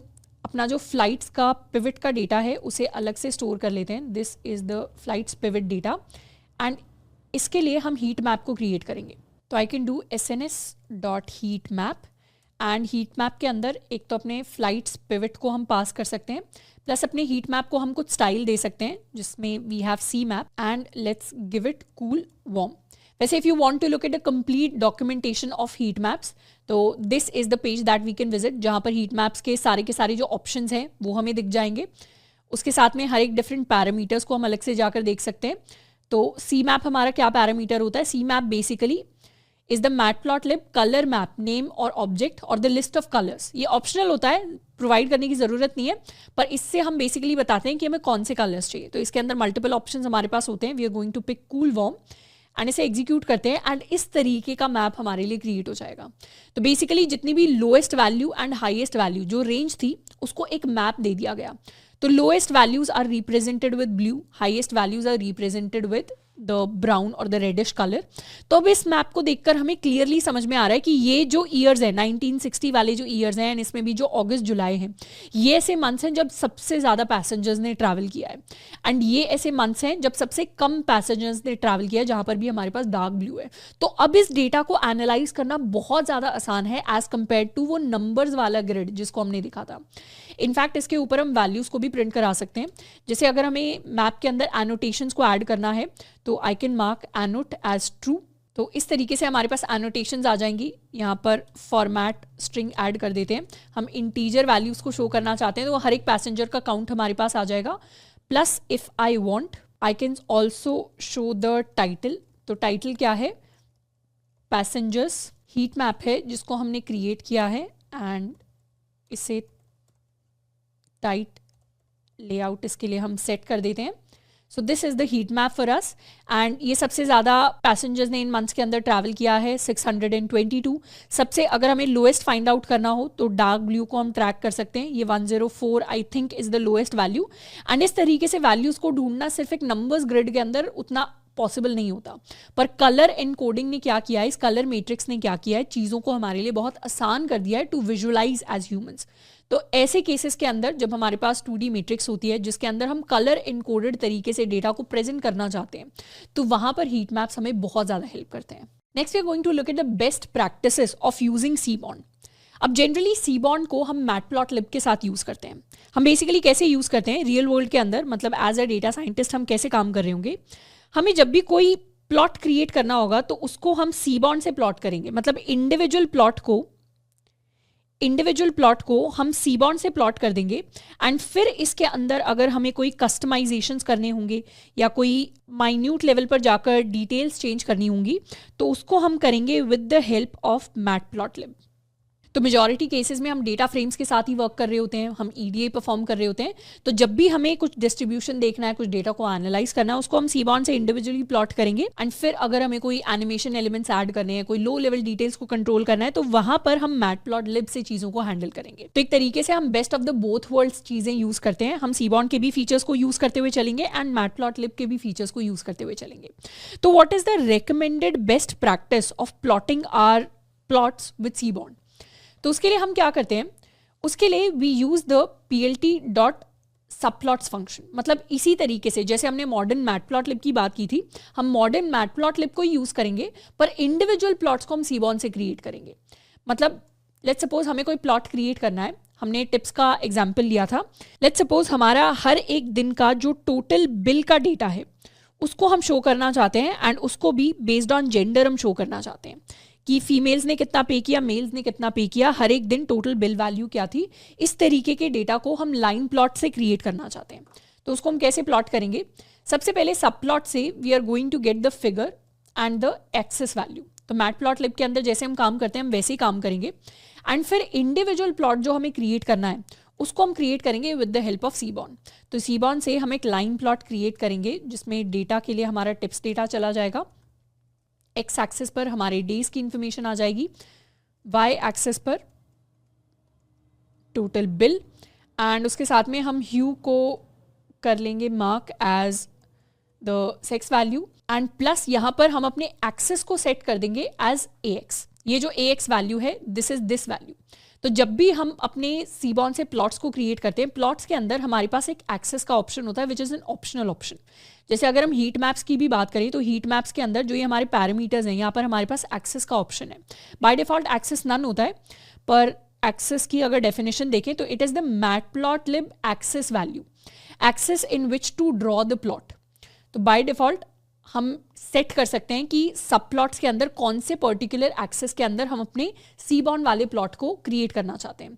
तो इस तरीके से कुछ वैल्यूज है जिनको हम सेट कर सकते हैं and this is how we can create the plot. अब इस प्लॉट के लिए अगर हमें कुछ डिटेल सेट करनी है, जैसे लेट अस सपोज अगर हम टाइटल सेट करना चाहते हैं, टाइटल सेट करने के लिए I can do ax dot set title. हम basically average bill value show करना चाहते हैं for each day, and if I want to set the x label, तो x एक्सिस पर हमारे पास क्या है, x एक्सिस पर हमारे पास डेज वैल्यू है, तो यहाँ पर हम डेज लिख सकते हैं। सिमिलरली y एक्सिस पर अगर हम y लेबल को सेट करना चाहते हैं तो y एक्सिस पर हमारे पास हमारी टोटल बिल की वैल्यू है, तो we are going to get the total bill value या टोटल बिल अमाउंट लिख लेते हैं इसको। तो इस तरीके से इन वैल्यूज़ को हम शो करना चाहते हैं। तो हमारे पास डेज आ गई, हमारे पास टोटल बिल अमाउंट आ जाएगी, हमारे पास टाइटल आ जाएगा and plus we can also do figure dot tight layout if we want. तो इस तरीके से हम अपने फिगर को भी यूज़ कर सकते हैं। If we want we can also show markers. हम चाहें तो यहाँ पर individually we can set the marker value to be o. तो इस तरीके से हमारे पास पॉइंट्स शो हो जाएंगे एंड हम चाहें तो अपने कॉन्फिडेंस इंटरवल को हाइड भी कर सकते हैं। मतलब ये जो कॉन्फिडेंस इंटरवल हमारे लिए प्रिंट होकर आता है, if I want to hide it we have the option CI set to none. CI set to none से हमारा कॉन्फिडेंस इंटरवल हाइड हो जाता है। अब CI पैरामीटर इज डेप्रिकेटेड, तो इन केसेस के लिए हम क्या कर सकते हैं, error bar equal none use कर सकते हैं। तो if I set error bar to none तो उस केस में हमारा कॉन्फिडेंस इंटरवल हाइड हो जाएगा and we'll only see the exact data जो हमारी डेटा सेट के अंदर हमारे पास अवेलेबल है। तो इस तरीके से हम अपने डिफरेंट प्लॉट्स को क्रिएट करते हैं विद द हेल्प ऑफ सीबॉन। तो आई होप कि यहाँ तक मैटप्लॉटलिब के अंदर, सीबॉन के अंदर जितने भी प्लॉट्स को हमने क्रिएट किया है वो हमें बहुत अच्छे से समझ में आए होंगे एंड यहाँ पर we have successfully completed data visualisation. अगर यहाँ तक आपने बैच को कंप्लीट कर लिया है, सबसे पहले तो कंग्रेचुलेशंस टू यू। एक काफ़ी अच्छा खासा पोर्शन, एक काफ़ी अच्छी खासी लेवल ऑफ नॉलेज जो एक डेटा साइंटिस्ट को होनी चाहिए उसको हमने यहाँ तक एक्वायर कर लिया है एंड यहाँ पर हमारा डेटा वाला पार्ट खत्म होता है। तो congratulations to all of you कि आपने यहाँ तक हमारा एक जो पर्टिकुलर माइलस्टोन है बैच के अंदर उसको कंप्लीट कर लिया है, which is the data part and data is one of the most important parts. I understand कि हमारा जो बैच है, हमारा मशीन लर्निंग आर्टिफिशियल इंटेलिजेंस का बैच है, पर जब तक हमें डेटा के साथ डील करना नहीं आता होगा, data is the food for machine learning algorithms, जब तक हमारा डेटा अच्छा नहीं होगा तब तक हमारी मशीन लर्निंग एल्गोरिथम्स का आउटपुट अच्छा नहीं होगा। इसीलिए सबसे पहली चीज, सबसे बेसिक चीज, सबसे इंपॉर्टेंट चीज जो मशीन लर्निंग एल्गोरिथम सीखने से पहले हमें आनी चाहिए, that is how to deal with data. And उसके अंदर डेटा के साथ डील करने के तीनों important parameters, data collection, data pre processing and data visualisations, तीनों को ही हमने डिटेल में कवर कर लिया है and next we are going to start with the core concepts of machine learning algorithms. अब वैसे तो मशीन लर्निंग एल्गोरिथम्स को सीखने से पहले कुछ मैथमेटिकल कॉन्सेप्ट्स हैं जो हमें आने चाहिए, तो पहले हम उनको स्टडी करेंगे, फिर हम मशीन लर्निंग एल्गोरिथम्स को सीखना स्टार्ट करेंगे। बट आई होप कि यहाँ तक जो हमारा डेटा विजुअलाइजेशन वाला पार्ट है वो हमें बहुत बहुत अच्छे से समझ में आया होगा एंड इनफैक्ट बहुत मजा आया होगा हमें डेटा विजुअलाइजेशन करते हुए, बिकॉज डेटा वाले सेक्शन के अंदर this is one of the most interesting concepts which is data visualisation, जिसके अंदर काफी सारी चीजें हम अपनी आंखों के सामने बनते हुए देखते हैं। काफी सारे प्लॉट्स को, काफी सारे चार्ट्स को हम अपनी आंखों के सामने बनते हुए देखते हैं। इनमें से काफी सारे चार्ट्स हमें ऑलरेडी पता होंगे, काफी नए चार्ट्स होंगे जैसे हीट मैप्स हो गए, जैसे बॉक्स प्लॉट्स हो गए, जो शायद लेक्चर्स के अंदर हमने फर्स्ट टाइम सीखे होंगे। पर हर एक चार्ट की अपनी कोई ना कोई सिग्निफिकेंस होती है, हर एक चार्ट का अपना कोई ना कोई यूनिक यूज केस होता है जहां पर उस चार्ट को हम प्रेफर करते हैं, जहां पर उस चार्ट को हम यूज करते हैं। एंड इनफैक्ट EDA के अंदर बहुत बार अपने डेटा को प्रेजेंट करने के लिए हम अपने मल्टीपल प्लॉट्स को फ्यूचर के अंदर भी यूज करने वाले हैं। तो I hope that we are enjoying the course and बहुत सारी नई चीजें हैं, बहुत सारे इंटरेस्टिंग कॉन्सेप्ट्स हैं जो कोर्स के अंदर हम सीख रहे होंगे एंड इवेंचुअली यही जो छोटी छोटी चीजें हैं यही हमारा लॉजिक इंक्रीज करती है एंड यही हमें मशीन लर्निंग आर्टिफिशियल इंटेलिजेंस को और ज्यादा डीपली समझने में हेल्प करती है। आज के लिए इतना ही, मिलते हैं नेक्स्ट लेक्चर के अंदर। Till then keep learning and keep exploring.